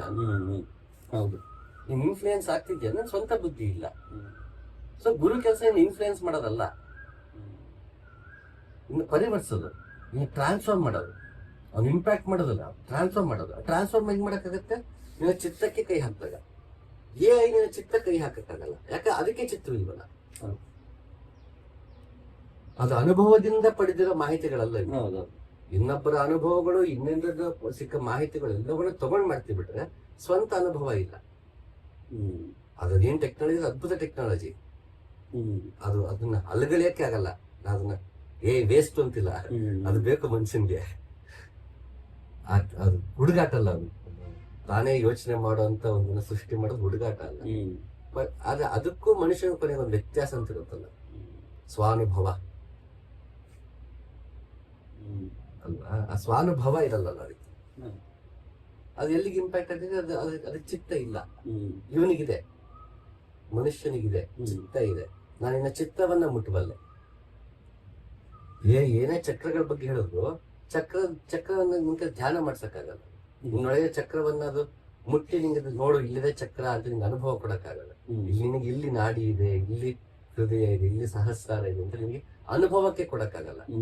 ಎಷ್ಟೋ ಗುರುಗಳು ಅದೇ ಮಾಡ್ತಾರೆ, ಅಲ್ಲಿದೆ, ಅದಂಗಿದೆ, ಇದಂಗಿದೆ, ಅನುಭವ ಕೊಟ್ಟಿಯಾ ಇಲ್ಲ. ಓಕೆ ಓಕೆ ಅಲ್ವಾ. ಅಂದ್ರೆ ಇವತ್ತು ಎಷ್ಟೊಂದು ಜನ ಸ್ಪಿರಿಚುವಲ್ ಗುರುಗಳು ಅಂತೇಳಿ ಕೂತಿರೋರು, ಅಥವಾ ತುಂಬಾ ಫೇಮಸ್ ಆಗಿರೋರು, ತುಂಬಾ ಜನ ಹೋಗ್ತಿರೋರು ಎಲ್ಲ ವರ್ಬಲ್ ಇನ್ಫಾರ್ಮೇಶನ್ ಇರೋದು. Basically they are good speakers and they have the information. ಅನುಭವ ಇಲ್ಲ ಅವ್ರಿಗೆ. ಸೊ ಹಾಗಾಗಿ ಅಲ್ಲಿಗೆ ಹೋದವ್ರಿಗೆ ಅನುಭವ ಕೊಡಕ್ ಆಗ್ತಿಲ್ಲ. ಅಥವಾ 10 ವರ್ಷದಿಂದ ಹೋಗ್ತಿದ್ರು, 20 ವರ್ಷದಿಂದ ಹೋಗ್ತಿದ್ರು, ಅವರು ಅನುಭವ ಆಗಿದೆ, ನನಗೇನೋ ಆಗ್ತಿದೆ ಅನ್ನೋ ಹೆಲಿಸಿನೇಷನ್ ಅಲ್ಲೇ ಇದೆ. ಅನುಭವ ಆಗ್ತಿಲ್ಲ ಅನ್ನೋದು ಮತ್ತೆ ಅವ್ರು ಒಪ್ಕೊಳ್ಳಲ್ಲ. ಯಾಕಂದ್ರೆ ನನಗೆ ಅನುಭವ ಆಗಿದೆ, ನಾನು ಅಲ್ಲಿಗೆ ಹೋಗ್ಬಿಟ್ಟಿದ್ದೆ, ಇಲ್ಲಿಗೆ ಹೋಗ್ಬಿಟ್ಟಿದ್ದೆ, ನಾನು ಮರ್ತು ಬಿಟ್ಟಿದ್ದೆ, ನಾನು ಕಳೆದೋಗ್ಬಿಟ್ಟಿದ್ದೆ, ಕಣ್ಣಲ್ಲೆಲ್ಲ ನೀರು ಬಂತು. ಅದು ಆ ಅನುಭವ ನಾವು ಬೇರೆ ಏನ್ ಮಾಡಿದ್ರು ಆಗುತ್ತೆ. ಅಂದ್ರೆ ಅವ್ರ ಮುಂದೆನೆ ಅಂತಲ್ಲ. ಅಥವಾ ನಾನ್ ನಿಮ್ ಸಿಗಕ್ಕಿಂತ ಮುಂಚೆ ನಾನೇ ಬಂದು ಹೇಳ್ತಿದ್ನಲ್ಲ, ನನಗೆ ಹಿಂಗಾಗ್ಬಿಡ್ತು ಹೇಳ್ತಿದ್ನಲ್ಲ, ನನ್ನ ಹೆಲಿಸೇಷನ್ ಅನ್ನೋದೇ ಗೊತ್ತಿರ್ಲಿಲ್ಲ ನನಗೆ. ನನ್ನದೇ ಆದ ಭ್ರಮೆಯಲ್ಲಿ ನಾನು ಆಯ್ತು, ಐ ಆಮ್ ಆಲ್ಮೋಸ್ಟ್ ದೇರ್ ಅನ್ನೋ ಫೇಸ್ ಅಲ್ಲಿ. ಅವಾಗ ಇಲ್ಲಪ್ಪ ತಡಿ ಅಂತ ಹೇಳ್ಬಿಟ್ಟು ಅಂತೇಳಿ ಆಮರ್ ಮಾಡಿದ್ದು. ಓಕೆ ಅಂತೇಳಿ ಹ್ಯಾಲಿಸಿನೇಷನ್ ಇಂದ ಆಚೆ ಬರಬೇಕಾಯ್ತು. ಅದೇ ನೀವು ಇನ್ನೊಂದು ಹೇಗಿದೆ ಹೇಳ್ತೀವಿ, ಅದು ಅನುಭವ ಕೊಡಕ್ ಆಗಲ್ಲ. ನಾವು ಅದೇ ಒಂದ್ಸತಿ ಕಾನ್ವರ್ಸೇಷನ್ ಮಾಡಿದ್ದೆ ಚಾಟ್ ಜಿಪಿಟಿ ಜೊತೆಗೆ. ನಿನಗೆ ಸ್ಪಿರಿಚುಯಾಲಿಟಿ ಅಂದ್ರೇನು, ಗುರು ಅಂದ್ರೇನು, ನಿನ್ ಮಾರ್ಗ, ನೀನು ನನಗ್ ಮಾರ್ಗ ಕೊಡ್ತೀಯ ಅನ್ನೋದಾದ್ರೆ ನಾನು ನಿನ್ನ ಗುರು ಅನ್ಕೊಳ್ಳೋದಾದ್ರೆ ನೀನೇನ್ ಮಾರ್ಗ ಕೊಡ್ತೀಯ ಅಂತ ಅದು ಹೇಳ್ತು. ನೀನ್ ಸುಮ್ನೆ ಕೂತ್ಕೊಂಡು ಉಸಿರನ್ನ ಗಮನಿಸು ಅಂತ ಹೇಳು. ನಾನು ಇವಾಗ ಮಾರ್ಗದಲ್ಲಿ ಇರೋದ್ರಿಂದ ಅದಕ್ಕೂ ಇದಕ್ಕೂ ಏನ್ ವ್ಯತ್ಯಾಸ ಅಂತಂದ್ರೆ, ಅದು ಬೀಜ ಮಂತ್ರಗಳನ್ನ ಕೊಡಕ್ಕಾಗಲ್ಲ, ಬೀಜ ಮಂತ್ರದ ಅರ್ಥ ಕೊಡಕ್ಕಾಗಲ್ಲ. ಆಮೇಲೆ ಅದನ್ನ ಹೇಗೆ ಮಾಡ್ಬೇಕು, ಆ ಪಾತಲ್ಲಿ ಹೇಗ್ ನಡಿಬೇಕು ಅನ್ನೋದು ಕೊಡಕ್ಕಾಗಲ್ಲ. ಅದು ಹೇಳ್ಬೋದು, ಅದು ಹೇಳ್ತಿರೋದು ತಪ್ಪು ಅಂತಲ್ಲ, ಆದ್ರೆ ಅದು ಮಾರ್ಗ ಅಲ್ಲ. ಹೌದು ಅದು ಜಸ್ಟ್ ಇನ್ಫಾರ್ಮೇಶನ್ ಅದು. ಸೊ ಇಲ್ಲಿ ಮಾಡ್ತಿರೋರು ಕೂಡ ಅಷ್ಟೇ, ಉಸಿರನ್ನ ಗಮನಿಸಿ ಅಂತ ಹೇಳ್ತಿದಾರೆ ಆಗ್ಲಿ, ಉಸಿರು ಜೊತೆಗೆ ಏನ್ ಮಾಡ್ಬೇಕು ಅನ್ನೋದು ಯಾರು ಹೇಳ್ತಿಲ್ಲ. ಸೊ ನಿಮಗೆ ಅದು ಹೇಳ್ತಿರೋದು ಸತ್ಯನಾ ಅಲ್ಲ ಅನ್ನೋದು ಈ ಡೈರೆಕ್ಟ್ ಕಂಪ್ಯಾರಿಸನ್ ಅನ್ಸುತ್ತೆ ನಂಗೆ. ಅಂದ್ರೆ ನನ್ನ ಎಕ್ಸ್ಪೀರಿಯನ್ಸ್ ಅಲ್ಲಿ ನಾನು ಕಂಪೇರ್ ಮಾಡಕ್ ಹೋದ್ರೆ ಅವ್ರು ಹೇಳ್ತಿರೋದು ಹೇಳ್ತಿರೋದಕ್ಕೆ ಏನು ವ್ಯತ್ಯಾಸ ಇಲ್ಲ, ಸೇಮ್ ಅವರು ಹೇಳ್ತಿರೋದು. ಆದ್ರೆ ನಿಜವಾದ ಗುರುವಿನ ಜೊತೆಗೆ ಮಾರ್ಗದಲ್ಲಿ ನಡೆದಾಗ ಓಕೆ ಇದೆಲ್ಲ ಅದ್ರ ಜೊತೆಗೆ ಇನ್ನೊಂದು ಇದೆ. ಬರೀ ಉಸಿರು ಗಮನಿಸೋದು ವೆರಿ ಬೇಸಿಕ್ ಯಾವತ್ತು ನಮ್ ಕೂತೆ ಇಲ್ಲ ಅಂದವ್ರಿಗೆ ಉಸಿರು ಗಮನಿಸೋದಕ್ಕೆ ಹೇಳ್ಬೋದು, ಆದ್ರೆ ಅದು ತುಂಬಾ ಬೇಸಿಕ್ ಬಿಗಿನಿಂಗ್ ಸ್ಟೆಪ್. ಅದು ಆಧ್ಯಾತ್ಮಕ್ಕೂ ಬಂದಂಗ ಅಲ್ಲ ಇನ್ನು. ಸೊ ನನಗೆ ಹಂಗ ಅನ್ನಿಸ್ತು. ಮತ್ತದು ಇವಾಗ ಏನೋ ನಾವು ಕೇಳ್ತೀವಿ, ನಿನ್ನ ಪರ್ಸನಾಲಿಟಿ ಅದು ಗೊತ್ತಿಲ್ಲ, ನಿನ್ನ ಕ್ವಶನ್ ಅಷ್ಟೇ ಉತ್ತರ. ಹೌದು ಅಲ್ವಾ? ಗುರು ಆ ರೀತಿ ಅಲ್ಲ, ಅವನು ಪರ್ಸನಾಲಿಟಿ ನೋಡಿ ಉತ್ತರ ಕೊಡ್ತಾನೆ. ನಿನ್ನೆ ಮಾಡಿರ್ತಲ್ಲ ಓಶೋದು ಈ ಒಂದು ಪ್ರಶ್ನೆ ಕೇಳಿದ್ರೆ ಓಶೋ ಹೀಗೆ ಅಂತಾನೆ ಅಂತ. ಸೊ ಓಶೋದು ಈಗ ಒಬ್ಬ ಬದುಕಿಲ್ದಿರೋ ಗುರು, ಅವನ ದೇಹದಲ್ಲಿ ಇಲ್ಲ. ಆ ದೇಹದಲ್ಲಿ ಇಲ್ಲ ಅಂತಂದಾಗ ಈಗ ಉದಾಹರಣೆಗೆ ಎಷ್ಟು ಜನ ಬರ್ತಾರೆ, ಒಬ್ರು ಬಂದಿದ್ರು, ಈಗ ಹುಡುಗ ತುಂಬಾ ಚಿಕ್ಕ ಹುಡುಗ, ಏನೋ ಸಮಸ್ಯೆಗಳು ಜೀವನದಲ್ಲಿ ಅವ್ನಿಗೆ. ಈಗ ಎಲ್ಲ ಪ್ರವಚನ ಇಲ್ಲ ವಿಡಿಯೋಸೋ ಮತ್ತೆ ಇನ್ನೊಬ್ರು ಬಾಯೆಲ್ಲ ಕೇಳಿದಾನೆ, ಎಲ್ಲದಕ್ಕೂ ಗೀತೆಯಲ್ಲಿ ಉತ್ತರ ಇದೆ. ಇವನ್ ಅನ್ಕೊಂಡಿದ್ರೆ ನನ್ನ ಜೀವನದ ಸಮಸ್ಯೆಗಳು ಗೀತೆಯಲ್ಲಿ ಉತ್ತರ ಇದೆ ಅನ್ಕೊಂಡು ಗೀತೆ ಓದಕ್ ಶುರು ಮಾಡಿದ್ರು. ಭಗವದ್ಗೀತೆ ಅರ್ಥ ಆಗಿಲ್ಲ ಅವ್ರಿಗೆ, ತಲೆ ಕೆಟ್ಟೋಗ್ಬಿಟ್ಟಿದೆ. ಬಂದ್ಬಿಟ್ಟು ಗುರುಗಳೇ ಹಿಂಗೆ ಜೀವನಕ್ಕೆಲ್ಲ ಅದಕ್ಕೂ ಪ್ರಶ್ನೆಗೂ ಉತ್ತರ ಇದೆ ಭಗವದ್ಗೀತೆ ಅಂತ ಹೇಳಿದ್ರು. ನಾವು ಓದಕ್ ಶುರು ಮಾಡಿದ್ವಿ, ಭಗವದ್ಗೀತೆನೇ ಗೊಂದಲ ಆಗ್ಬಿಟ್ಟಿದೆ, ಜೀವನಕ್ಕಿಂತ ಇದೇ ಜಾಸ್ತಿ ಗೊಂದಲ ಆಗಿದೆ ಅಂತ. ಗೀತೆಯಲ್ಲಿ ಎಲ್ಲದಕ್ಕೂ ಉತ್ತರ ಇದೆ, ಬಟ್ ಎಲ್ಲರಿಗೂ ಉತ್ತರ ಇಲ್ಲ. ಗೀತೆಯಲ್ಲಿ ಎಲ್ಲರಿಗೂ ಉತ್ತರ ಇಲ್ಲ, ಅಥವಾ ಎಲ್ಲರಿಗೂ ಉತ್ತರ ಇದೆ ಆದ್ರೆ ಎಲ್ಲರೂ ರೆಡಿ ಇಲ್ಲ, ಹಾಗೆ ಹೇಳ್ಬೋದಲ್ವಾ? ಹೌದು, ಎಲ್ಲರೂ ರೆಡಿ ಇಲ್ಲ. ಎಲ್ರಿಗೂ ಗೀತೆ ಅರ್ಥ ಆಗಿದೆ ಅಂತ ಅನ್ಕೊಂಡ್ರೆ ಅದಕ್ಕಿಂತ ಅಪಾರ್ಥ ಇನ್ನೊಂದಿಲ್ಲ. ಯಾಕೆಂದ್ರೆ ನೀನು ಆ ಹಂತಕ್ಕೆ ಹೋದ್ಯಾ, ಆ ಹಂತಕ್ಕೆ ಹೋಗಿ ಅದನ್ನ ಅರ್ಥ ಮಾಡ್ತಾನೆ. ಉದಾಹರಣೆ, ಇವಾಗ ಅವನಷ್ಟು ಕಷ್ಟದಲ್ಲಿದ್ದ, ಅವನ ಮೇನ್ ಕನ್ಫ್ಯೂಷನ್ ಏನ್ ಗೊತ್ತಾ, ಇಲ್ಲಿ ಸುಖ ದುಃಖ ಸಮನಾಗಿ ನೋಡುವಂತಾರೆ ಹೇಗೆ ಅಂತ ಕೇಳೋದು. ಕೃಷ್ಣ ಅಲ್ಲಿ ಸುಖ ದುಃಖವನ್ನ ಸಮನಾಗಿ ನೋಡ್ಬೇಕು ಅಂತ ಹೇಳ್ತಾನೆ. ಹೆಂಗೆ ಗುರುಗಳೇ, ನಂಗೆ ದುಃಖ ಸಾಕಾಗಿದೆ, ನಂಗೆ ನೆಮ್ಮದಿ ಬೇಕು ಅಂತ ಬಂದಿದ್ದೀನಿ, ಸುಖ ದುಃಖನ ಸಮನ ನೋಡೋಣಂಗಿದ್ರೆ, ನಂಗೆ ಸುಖ ನೆಮ್ಮದಿ ಸಮನಾಗಿದ್ರೆ ನಂಗೆ ಮತ್ತೇನ್ ಪ್ರಯೋಜನ? What is the use? ನಂಗೆ ದುಃಖ ಸಾಕಾಗಿದೆ ನಂಗೆ. ಅದಕ್ಕೆ ಸುಖ ದುಃಖವನ್ನ ಸಮನಾಗಿ ನೋಡ್ಬೇಕು ಅಂದ್ರೆ ನಿನ್ ಜೀವನದ ಸುಖ ಕೂಡ ಬಂದಿರ್ಬೇಕು. ನಿನ್ ಜೀವನದ ಸುಖನೇ ಬಂದಿಲ್ಲ ಇನ್ನುವೆಲ್ಲ ಸುಖ ದುಃಖನ ಸಮನಾಗಿ ಹೇಗೆ ನೋಡ್ತೀಯ? ಸಮವಾಗಿ ನೋಡಕ್ ಆಗದೇ ಇಲ್ಲ, ಯಾಕಂದ್ರೆ ಅವನಿಗೆ ಸುಖದ ಅನುಭವ ಇಲ್ಲ. ಆ ದುಃಖದ ತೀವ್ರತೆಗೆ ತಕ್ಕಂತ ಸುಖದ ತೀವ್ರತೆ ಇಲ್ಲ. ಸೊ ಸುಖದ ತೀವ್ರತೆನೇ ಅವ್ನಿಗೆ ಇಲ್ಲ ಅಂದಾಗ ಎರಡನ್ನ ಸಮವಾಗಿ ನೋಡಕ್ ಅವ್ನಿಗೆ ಹೇಗೆ ಸಾಧ್ಯ? ಎರಡು ಆಗಿರ್ಬೇಕು ಅವನ ಜೀವನದಲ್ಲಿ, ಅಲ್ವಾ? ಈಗ ಅಮಿತಾಬ್ ಬಚ್ಚನ್ ಅವರು ಆ ಮಟ್ಟಿಗೆ ಹೀರೋ ಆಗಿದ್ರು, ದೊಡ್ಡ ಕಲಾವಿದ, ಅದ್ಭುತವಾದ ಪ್ರತಿಭೆ, ಮತ್ತೆ ಆರ್ಥಿಕವಾಗಿ ನೋಡಿದಾಗ ಯಶಸ್ವಿ ಕಲಾವಿದ. ಅಂತ ವ್ಯಕ್ತಿ ಕೊನೆಗೆ ಕೋಟ್ಯಾಂತರ ರೂಪಾಯಿ ಸಾಲ ಮಾಡ್ಕೊಳ್ಳೋ ಹಾಗಾಯ್ತು. ತುಂಬಾ ಕಷ್ಟಪಟ್ರು, ಎಲ್ಲ ಅವಮಾನ ಸಹಿಸಿದ್ರು. 6 ವರ್ಷ ರಿಟೇಲ್ ಅದೆಷ್ಟೋ ಕೋಟಿ, 100 ಕೋಟಿ ಆ ವ್ಯಕ್ತಿ ತಲೆ ಸಾಲಕ್ಕೆ ಬಂತು. ಕೊನೆಗೆ ಅಷ್ಟೇ ದೃಢತೆಯಿಂದ ಅವ್ರು ತೀರ್ಸಿದ್ರು. ಈಗ ಹಿಂದೆ ನೋಡಿದಾಗ ಅವ್ರು ಅಷ್ಟು ಸಕ್ಸಸ್ ನೋಡಿದರೆ, ಅದಷ್ಟೇ ಅವಮಾನ ನೋಡಿದ್ದಾರೆ. ಬಹುಶಃ ಇವರ ಸಮನ ನೋಡಕ್ ಬರುತ್ತೆ ಸಮವಾಗಿ. ಲೈಫ್ ಅಲ್ಲಿ ಸಕ್ಸಸ್ ಅನ್ನೋದು ಕೂಡ ಇದೆ, ಫೇಲ್ಯೂರ್ ಕೂಡ ಇದೆ, ಇದು ಇದ್ದಿದ್ದೆ ಅಂತ ಬಹುಶಃ ಸಮವಾಗಿ ನೋಡಕ್ ಬಂದಿರುತ್ತೆ. ವೈಯಕ್ತಿಕ ನಂಗೆ ಗೊತ್ತಿಲ್ಲ, ಬಹುಶಃ ಅಂತ ಇದೀನಿ. ಬಂದಿರುತ್ತೆ ಹೇಳಕ್ಕಾಗಲ್ಲ, ಬಂದಿಲ್ಲ ಹೇಳಕ್ಕಾಗಲ್ಲ. ಬಟ್ ಆ ಥಾಟ್ ಅಂತೂ ಓಡಿರುತ್ತೆ. ಅಂದ್ರೆ ಎರಡು ಎಕ್ಸ್ಟ್ರೀಮ್ ನೋಡಿದವ್ರಿಗೆ ಅವ್ರ ಬಿಹೇವಿಯರ್ ಅಲ್ಲಿ ಕಾಣಿಸ್ದೇ ಇರ್ಬೋದು, ಬಟ್ ಆ ಗ್ಲಿಮ್ಸಸ್ ಅಂತೂ ಬಂದು ಹೋಗಿರುತ್ತೆ.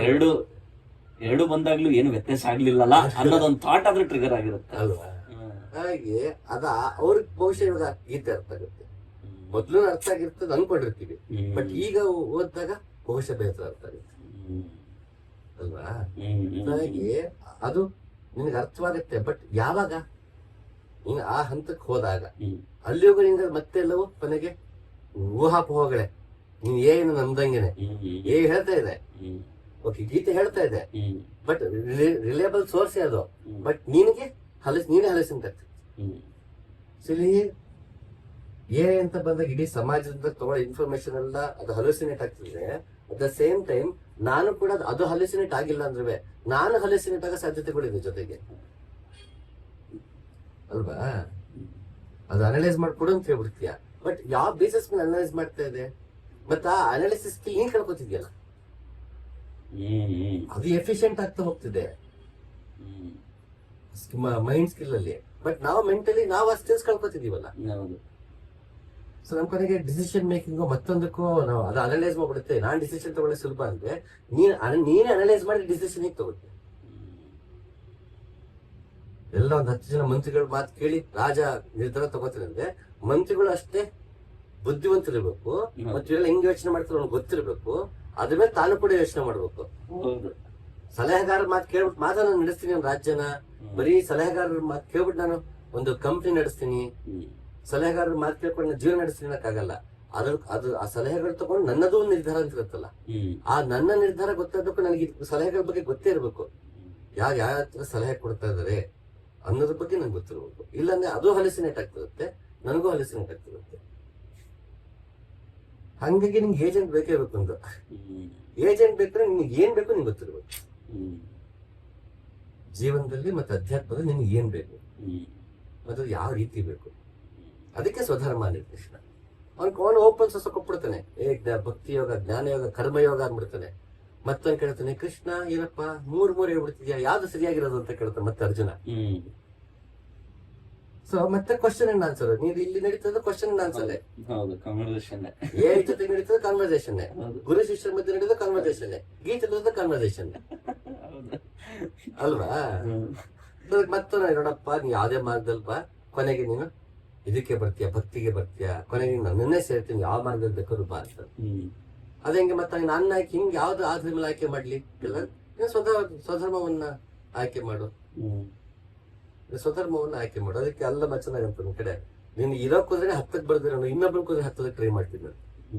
ಯಾಕೆ ಹಂಗ್ ಮಾಡ್ತೀನಿ ಅಂತಂದ್ರೆ ಸ್ವಧರ್ಮವನ್ನ ಕಾಪಾಡ್ಕೊ ಅಂತ ಅಲ್ಲ ಪ್ರಭು ಒಂದು ವಚನದಲ್ಲಿ ಅಂತಾರೆ, ವಚನದಲ್ಲಿ. ಸೊ ಆ ಕಾನ್ವರ್ಸೇಷನ್ ಅರ್ಜುನ ಎಷ್ಟು ಹಲ್ಯೂಸಿನೇಟ್ ಆಗಿದ್ದಾನೆ. ಏನಪ್ಪಾ ಒಂದ್ಸರಿ ಕರ್ಮ ವೈರಾಗ್ಯ ಅಂತ್ಯ, ಒಂದ್ಸರಿ ಕರ್ಮ ಸನ್ಯಾಸ ಅಂತ್ಯ, ಒಂದ್ಸರಿ ಕರ್ಮಯೋಗ ಅಂತ್ಯ. ಯಾವ್ದು ಸರಿ? ಸನ್ಯಾಸಕ್ಕೂ ವೈರಾಗ್ಯಕ್ಕೂ ವ್ಯತ್ಯಾಸ ಏನು ಅಂತಾನೆ. ಏನಪ್ಪ ಇಷ್ಟೆಲ್ಲ ಹೇಳೋದುವೆ ನಮ್ ಕೈಲಿ ಪಾಲಿಸಕ್ಕಾಗಲ್ಲ ಅಂತ ಕತೆ ಏನು? ಗೊಂದಲ ಇನ್ನೂ ನಿವಾರಣೆ ಆಗಿಲ್ಲ ಕೃಷ್ಣ ಅಂತಾನೆ. ಆಯ್ತು ವಿಶ್ವರೂಪ ದರ್ಶನ ತೋರಿಸಿದ್ರೆ ಯಪ್ಪ ನನ್ ಕೈಲಿ ನೋಡಕ್ಕಾಗಲ್ಲ, ದಯವಿಟ್ಟು ನಿನ್ ವಾಪಸ್ ಮಾಮೂಲಿ ಸ್ಥಿತಿಗೆ ಬಂದ್ಬಿಡುತ್ತಾನೆ. ಎಲ್ಲರೂ ಹಲಸಿನೇಟ್ ಆಗ್ತಾನೆ ಇರ್ತೀವಿ. ಕ್ಲಿಯರ್ ಕಟ್ ಏಜೆಂಟ್ ಇದ್ದು ಕೂಡ ಹಲಸಿನೇಟ್ ಆಗ್ತಿರ್ತೀವಿ. ಸೊ ಈ ಹಲುಸಿನೇಷನ್ ಇದೆಯಲ್ಲ ಎಐನಲ್ಲಿ, ಅದು ಬಾರಿ ಇಂಟ್ರೆಸ್ಟಿಂಗ್ ಫ್ಯಾಕ್ಟರ್. ಅದು ಅದಕ್ಕೆ ಆ ಪಾಯಿಂಟೇ ಬಾರಿ ಮಜಾ ನಂಗೆ. ಅದು ಹಲುಸಿನೇಟ್ ಆಗತ್ತೆ ಇದೆಯಲ್ಲ, ನಾವ್ ಎಷ್ಟು ನೀಚರು ನಾವು ಮನುಷ್ಯರು ಅಂದ್ರೆ ಅದು ಹಲುಸಿನೇಟರ್ ಬಗ್ಗೆ ಮಾತಾಡ್ತೀವಿ. ಶತಮಾನದಿಂದ ಹಲುಸಿನೇಟ್ ಆಗ್ತಾ ಇದೀನಿ. ಮೊನ್ನೆ ಬಂದಿತ್ತು, ಮತ್ ನಮ್ಮನೆ ಕೂಸೋದು, ನಾವ್ ಕೊಟ್ಟರು ಸೋಸ್ ಮೇಲೆ ಕೆಲಸ ಮಾಡ್ತಿದೆ. ನಾವೇ ಹಲುಸಿನೇಷನ್ ಇರೋರು ನಮ್ ಸೋಸ್ ತಗೊಂಡು ಹಲುಸಿನೇಟ್ ಆಗಿ ಇನ್ನೇನಾಗುತ್ತೆ ಪಾಪ.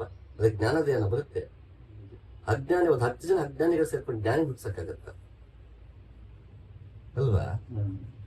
ಅದು ಹಲುಸಿನೇಟ್ ಆಗತ್ತೆ. ಕರೆಕ್ಟಾಗಿ ಕೆಲಸ ಮಾಡಲ್ಲ ನೋಡಿ ಅಂತಂದ್ರೆ ಇನ್ಯಾವೇನ್ ಕೆಲಸ ಮಾಡಿದೀವಿ? ಪ್ರಕೃತಿನ ಹಾಳು ಮಾಡಿದೀವಿ, ಹೆಣ್ಮಕ್ಳ ಮೇಲೆ ಅತ್ಯಾಚಾರ ಮಾಡಿದೀವಿ, ಜಾತಿ ಧರ್ಮದ ಹೆಸರಲ್ಲಿ ಕೊಲೆಗಳು ಮಾಡಿದೀವಿ, ದುಡ್ಡಿನ ಆಸೆಗೆ ಎಷ್ಟು ಜನ ರಕ್ತ ಹೀರಿದೀವಿ, ಮಹಾ ಯುದ್ಧಗಳು ಮಾಡಿದೀವಿ, ಓಝೋನ್ ಲೇಯರ್ ಹಾಳು ಮಾಡಿದೀವಿ. ನಾವೇನೋ ಬಾರಿ ಪರ್ಫೆಕ್ಟ್ ಇದೀವಿ, ನಿಮ್ಗೆ ಪರ್ಫೆಕ್ಟ್ ಆಗಿರ್ಬೇಕಂತೀವಿ. ಅದು ಹಲುಸಿನೇಟ್ ಆಗ್ತದೆ ನಾವೇ ಕಾರಣ. ಇಡೀ ಸಮಾಜ ಹಲುಸಿನೇಟ್ ಆಗ್ತದಕ್ಕೂ ನಾವೇ ಕಾರಣ. ಎರಡು ಕೊನೆಗೆ ಎರಡು ಎಫಿಷಿಯನ್ಸಿ ಕಡೆಗೆ ಹೋಗ್ಬೇಕಾದ್ರೆ ಎರಡು ಹಲುಸಿನೇಷನ್ ಕಡೆಗೆ ಹೋಗ್ತದೆ ಬಹುಶಃ ಅಲ್ವಾ? ಅದು ಹಲುಸಿನೇಷನ್ ಕ್ಲಿಯರ್ ಮಾಡ್ಕೊತಿದ್ದಷ್ಟು ನಮ್ಗೆ ಹಲುಸಿನೇಷನ್ ಜಾಸ್ತಿನೇ ಆಗುತ್ತೆ. ಯಾಕೆಂದ್ರೆ ಅದು ಎಷ್ಟು ಎಫಿಷಿಯಂಟ್ ಆಗಿ ಹೇಳುತ್ತೆ ನಮ್ಗೆ ಅರ್ಥನೇ ಮಾಡ್ಕೊಳಕಾಗಿದ್ರೆ ಮಟ್ಟ ನಾವು ಕಾಂಪ್ರಿಹೆನ್ಷನ್ ಎಬಿಲಿಟಿ ಕಳ್ಕೊಂಡ್ಬಿಡ್ತೀವಿ. ಯಾಕೆ ನಮ್ಗೆ ಅನಲೈಸಿಂಗ್ ಸ್ಕಿಲ್ಸ್ ಇಲ್ಲ, ನಾವು ಕಳ್ಕೊತಾ ಹೋಗ್ತೀವಿ. ಮುಂದೆ ಹೋಗ್ತಾ ನಮ್ದು ಡೌನ್ ದ ಲೈನ್ ಇನ್ನೊಂದು ನೆಕ್ಸ್ಟ್ ಇನ್ 2-3 ಜನರೇಷನ್ ಅಷ್ಟೊತ್ತಿಗೆ ಕಂಪ್ಲೀಟ್ ಹೆಂಗೆ ಕೊಡ್ತಾನೆ ಮಕ್ಕಳು ಮೊಬೈಲ್ ಇಟ್ಕೊಂಡು ಕೂತಿದ್ದಾರೆ. ನೆಕ್ಸ್ಟ್ ಹೋಗ್ತಾ ಜನರೇಷನ್ ಕೊಡ್ತಾನೆ ಇಟ್ಕೊಂಡು ಬಿಟ್ಟಿರ್ತಾರೆ. ಎಲ್ಲ ಏನ ಕೇಳ್ತಾ ಇರ್ತಾರೆ. ಸೊ ಸ್ವಂತ ಬುದ್ಧಿ ಕಳ್ಕೊಂಡ್ರು, ಯೋಚನೆ ಮಾಡೋ ಶಕ್ತಿ ಕಳ್ಕೊಂಡ್ರು ಅಂದ್ರೆ ಅದ್ರ ಮೇಲೆ ಡಿಪೆಂಡ್ ಆಗ್ಬಿಟ್ರು. ಅದ್ರ ಮೇಲೆ ಡಿಪೆಂಡ್ ಆದ್ರೆ ಇವಾಗ ಏನು ಯೂಟ್ಯೂಬ್ ನಲ್ಲಿ, ಇನ್ಸ್ಟಾಗ್ರಾಮ್ ಅಲ್ಲಿ ಇನ್ಫ್ಲೂಯೆನ್ಸರ್ಸ್ ಇಟ್ಕೊಂಡು ರಾಜಕಾರಣಿಗಳು ಅಥವಾ ದೊಡ್ಡ ದೊಡ್ಡ ಬಿಸ್ನೆಸ್ ನಡೆಸೋರು ಟೈಕೋಸಿರ ನಮ್ಮನ್ನ ಮ್ಯಾನಿಪುಲೇಟ್ ಮಾಡ್ತಾ ಇದ್ದಾರೆ. ನಾಳೆ ಏಕೆಲ್ಲ ಮ್ಯಾನಿಪುಲೇಟ್ ಮಾಡಿಸ್ತಾರೆ. ಯಾವ ಧೈರ್ಯ ಬಂದು ಹೇಳ್ತೀಯ ರಾಜಕಾರಣಿಗಳು ನೀವು ಏನ ನಮ್ ದೇಶಕ್ಕೆ ನೀವು ಕೊಡ್ಬೇಕಂದ್ರೆ ಇದು ರೈಟ್ ವಿಂಗ್ ಪರವಾಗಿರ್ಬೇಕು ಅಥವಾ ಇದು ಲೆಫ್ಟ್ ವಿಂಗ್ ಪರವಾಗಿರ್ಬೇಕು, ಇದು ಇಂಥ ಇಂಡಸ್ಟ್ರಿಯಲಿಸ್ಟ್ ಪರವಾಗಿರಂಗೆ ಇರಬೇಕು, ಆ ಕಾಂಟೆಕ್ಸ್ಟ್ ಅಲ್ಲಿ ಉತ್ತರಗಳು ಕೊಡ್ಬೇಕಿದು, ಆ ಕಾಂಟೆಕ್ಸ್ಟ್ ಆಚೆ ಉತ್ತರ ಕೊಡಬಾರ್ದು, ಹಂಗಿದ್ರೆ ಮಾತ್ರ ನಮ್ ದೇಶ ನೀವು ಏನ ಬಳಸೋದಕ್ಕೆ ಬಿಡ್ತೀವಿ ಅಂತ ಅವನು ಬ್ಲಾಕ್ ಮೇಲ್ ಮಾಡೋದಕ್ಕೆ ಏನ್ ಗ್ಯಾರಂಟಿ? ಹೌದೌದು. ಸೊ ಡೌನ್ ದ ಲೈನ್ ಬಹುಶಃ ಇನ್ಫ್ಲೂಯೆನ್ಸಸ್ ಮೇಲೆ ದುಡ್ಡು ಹಾಕ ಬಿಟ್ಬಿಡ್ತೀರಿ ನೋಡು. ಯಾಕಂದ್ರೆ ಇದಕ್ಕೆ ಇನ್ಫ್ಲೂಯೆನ್ಸ್ ಗಿಂತ ಇಂಪ್ಯಾಕ್ಟ್ ಅದು ಇಂಪ್ಯಾಕ್ಟ್ ಮಾಡುತ್ತೆ, ಕಂಪ್ಲೀಟ್ ನೀವು ನಂಬೋ ಹಾಗೆ ಮಾಡ್ಬಿಡುತ್ತೆ. ನೀವು ಯೋಚನೆ ಮಾಡೋ ಶಕ್ತಿನ ಇನ್ಫ್ಲೂಯೆನ್ಸಸ್ ಕಿತ್ಕೊತಿದ್ರೆ ಗೊತ್ತಂದ್ರೆ ಇನ್ನೂ ಚೆನ್ನಾಗಿ ಕಿತ್ಕೊಳ್ಳುತ್ತೆ. ಇಷ್ಟು ಏನೋ ಬಳಸೇ ಬದುಕಿರೋರು ಕೂಡ ಬಳಸ್ಬಿಟ್ಟು ಅಷ್ಟು ಡಿಪೆಂಡ್ ಆಗಿದೀವಿ ಅಂದ್ರೆ ಹುಟ್ಟತಾನೆ ಬಳಸುವಂತ ಮಕ್ಳು ಇರ್ತಾವಲ್ಲ, ಅಂದ್ರೆ ಸ್ಕೂಲಿಂದಾನೇ ಜೊತೆಗೆ ಬೆಳೆಸ್ಬಿಟ್ರೆ ಮಕ್ಕಳನ್ನ ಅವಾಗ ಅಲ್ಲಿಂದಾನೆ ಸೀಡಿಂಗ್ ಮಾಡ್ಬೋದು ಮ್ಯಾನಿಪುಲೇಷನ್. ಸೊ ಅದು ಮತ್ತೆ ಏನಾಯ್ತು, ಕೊಡ್ತಾರೆ ನಿಂಗೆ ಇಂಥ ಜಾತಿ ಇಂಥ ಧರ್ಮದವ್ರು ಹಿಂಗ್ ಫೀಡ್ ಮಾಡ್ತಾ ಮಾಡ್ತಾ ಮಾಡ್ತಾ ಮಾಡ್ತಾ ಬಂದ್ವಿ, ಹಂಗೆ ಎಲ್ಲ ಫೀಡ್ ಮಾಡ್ತಾ ಬರ್ಬೋದು. ಮತ್ತೆ ನೀವು ಕಂಡೀಷನಿಂಗ್ ಆಗ್ತಾ ಹೋಗ್ತಿರ್ತೀವಿ. ಸೊ ಅವಾಗ ಅಲ್ಲಿ ಕೆಲಸ ನಿಂಗೆ ಇನ್ಫಾರ್ಮೇಶನ್ ಕೊಡೋದೇ ಅಲ್ಲ, ನಿನ್ನ ಕಂಡೀಷನ್ ಮಾಡೋದು. In the name of knowledge transfer ನಾವು ಕಂಡೀಷನಿಂಗ್ ಮಾಡ್ತಾ ಬಂದ್ವಿ. ನೀ ಇಂಥ ಜಾತಿಯವನು, ಇಂಥ ಧರ್ಮದವನು, ಇಂಥ ಭಾಷೆಯವನು, ನೀ ಹಿಂಗೆ ನಡ್ಕೋಬೇಕು, ಹೀಗೆ ಎದ್ದೇಳ್ಬೇಕು, ಹೀಗೆ ತಿನ್ಬೇಕು, ಹೀಗೆ ಮಾತಾಡಿಸ್ಬೇಕು, ಇಂಥ ಧರ್ಮ ದ್ವೇಷ ಮಾಡಬೇಕು, ಇಂಥ ಒಟ್ಟು ಮಂತ್ರಗಳನ್ನ ಹೊಡೆದಾಕ್ಬೇಕು, ನೀವು ಹೋಗಿ ಎಲ್ರು ಕನ್ವರ್ಟ್ ಮಾಡೋ, ಹೀಗೆ ತಾನೆ ಒಂದಕ್ಕೊಂದು ಕಂಡೀಷನಿಂಗ್ ಹಾಕೊಂಡ್ ಬಂದಿರೋದು. ಸೊ ನಿಮ್ಗೆ ಹೇಗೋ ಅದೇ ತರ ಕೊಟ್ಬಿಟ್ರೆ ಕಂಡೀಷನ್ ಮಾಡುತ್ತೆ ನಮ್ಗೆ. ಮತ್ತೊಂದು ಪ್ಯೂರ್ ಬತ್ತನ ಹೇಳ್ಬೇಕು, ನಾನು ಯಾವ ತರ ಕಂಡೀಷನಿಂಗ್ ಇಲ್ದರಂತ, ಯಾವ ಲೆಫ್ಟ್ ರೈಟ್ ಇಲ್ದರಂತ, ಅನ್ಬಯಾಸ್ಡ್, ಯಾವ್ದೇ ಪೊಲಿಟಿಕಲಿ ಡ್ರಿವನ್ ಅಲ್ದೇ ಅಂತ ಒಂದು ತಂದಿದೀವಿ ಅಂತ ಮತ್ತೊಂದು ಪ್ರಮೋಟ್ ಮಾಡ್ಬೇಕು. ಹೆಂಗ್ ಬಸವಣ್ಣ ಬಂದ, ಬುದ್ಧ ಬಂದ, ಕನಕದಾಸು ಪುರಂದಾಸರು ಬಂದ್ರು, ನಾನು ಯಾವ್ದಕ್ಕೂ ಅಂಟ್ಕೊಂಡಿಲ್ಲಪ್ಪ, ನನಗೆ ಎಲ್ಲಾ ಧರ್ಮಗಳು ಒಂದೇ, ನನಗೆ ಮಾನವ ಜನ್ಮ ಮನುಕುಲ ಅಷ್ಟೇ ಮುಖ್ಯ, ಪ್ರೀತಿ ವಿಶ್ವಾಸ ಹಿಂಸೆ ಇದೇ ನನಗೆ ಮುಖ್ಯ, ಬಗ್ಗೆ ಎಲ್ರು ದೇವರೊಂದು ನಾಮ ಹಲವು ಅಂತ ಹೇಳ್ಕೊಂಡು ಹಿಂಗೆಲ್ಲ ಬಂದ್ರು. ಹಂಗ ಮತ್ತೆ ಮತ್ತೆ ಇಂದ ತರಬೇಕು, ಮತ್ತೆ ರೆವಲ್ಯೂಷನ್ ಇದು ಯಾವ ಧರ್ಮಗಳಿಗೂ ಸಂಬಂಧಪಟ್ಟಿಲ್ಲ, ಯಾವ ರಾಜಕೀಯಕ್ಕೂ ಸಂಬಂಧಪಟ್ಟಿಲ್ಲ, ಇದು ಪ್ಯೂರ್ಲಿ ಯಾವ್ದೇ ರೀತಿ ಇಂಪ್ಯಾಕ್ಟ್ ಇದಕ್ಕೆ ಇನ್ಫ್ಲೂಯೆನ್ಸ್ ಒಳಗಾಗಿದ್ದಾರಂತ ತಂದಿದೀವಿ ನೋಡಿ ಅಂತ ಮತ್ತೆ ಹೇಳ್ಬೇಕು. ಸೊ ನಾನು ಎಷ್ಟು ಮನುಷ್ಯ ಕಲ್ಪಿಟ್ ಆಗಿದ್ದೀನೋ, ಕರಪ್ಟ್ ಆಗಿನೋ, ನಾನು ಹುಟ್ಟಾಕೋ ಎಲ್ಲವನ್ನೂ ಕರಪ್ಟೇ ಮಾಡ್ತೀನಿ. ಹಂಗಾಗ್ಬಿಟ್ಟು ಗುರು ಒಂದ್ ರೀತಿ ಏಜೆಂಟ್ ಆದ್ರೂ ಕೊನೆಗೆ ಗುರು ಮತ್ತೆ ಏಜೆಂಟ್ಗೂ ವ್ಯತ್ಯಾಸ ಇದ್ದೇ ಇದೆ. ಗುರು ಎಲ್ಲದಕ್ಕೂ ಕೊನೆ ವ್ಯತ್ಯಾಸವೇ ಇರ್ತಾನೆ. ಆದ್ರೆ ಸಾಮ್ಯತೆ ಕಾಣೋದು ಆಕ್ಚುಲಿ ಶಿಷ್ಯದಲ್ಲಿ, ಆ ಬದಲಾವಣೆ ಆಗ್ಬೇಕಾದ್ರೆ ಆಕ್ಚುಲಿ ಅದು ಅಲ್ವಾ, ಬದಲಾವಣೆ ಕಾಣ್ಕೋಬೇಕಾದ್ರೆ ಆಕ್ಚುಲಿ ಅವನಲ್ಲಿ ಗ್ರಂಥಗಳ ಬರೀ, ಕೀರ್ತನೆಗಳ ಬರೀ, ವಚನಗಳ ಬರೀ, ಇನ್ನು 10 ಜನ ಗುರುಗಳು ಬಂದು ಹೋಗ್ತಾ ಇರ್ಲಿ, ಅವರು ಅಪ್ಡೇಟ್ ಆಗಿ ಬರ್ತಾ ಇರ್ತಾರೆ ಅಲ್ವಾ. ಒಬ್ಬ ನಿನ್ನೆ ಅದು ನೋಡ್ತಾ ಇದ್ದೆ, ಸೂಫಿ ಸಂತನ ಬಗ್ಗೆ ಕಾಶ್ಮೀರಿ ಶೈವಿಸಮ್ ಸಂಬಂಧಪಟ್ಟ ಹಾಗೆ ನೋಡ್ತಾ ಇದ್ದೆ. ಅಲ್ಲಿ ಹೇಗೆ ಲಲ್ಲೇಶ್ವರಿ ಬರ್ತಾಳೆ, ಸೂಫಿಸಮ್ ಬರುತ್ತೆ, ಅದು ಬೌದ್ಧ ಧರ್ಮದ ಜೊತೆಗೆ ಸೇರ್ಕೊಳ್ಳುತ್ತೆ, ಈ ಕಡೆ ಶೈವಿಸಮ್ ಜೊತೆ ಸೇರ್ಕೊಳ್ಳುತ್ತೆ, ಹಲವು ಹೊಸ ಹೊಸ ಟೆಕ್ನಿಕ್ಸ್ ತರ್ತಾ ಹೋಗ್ತಾರೆ. ಅವನು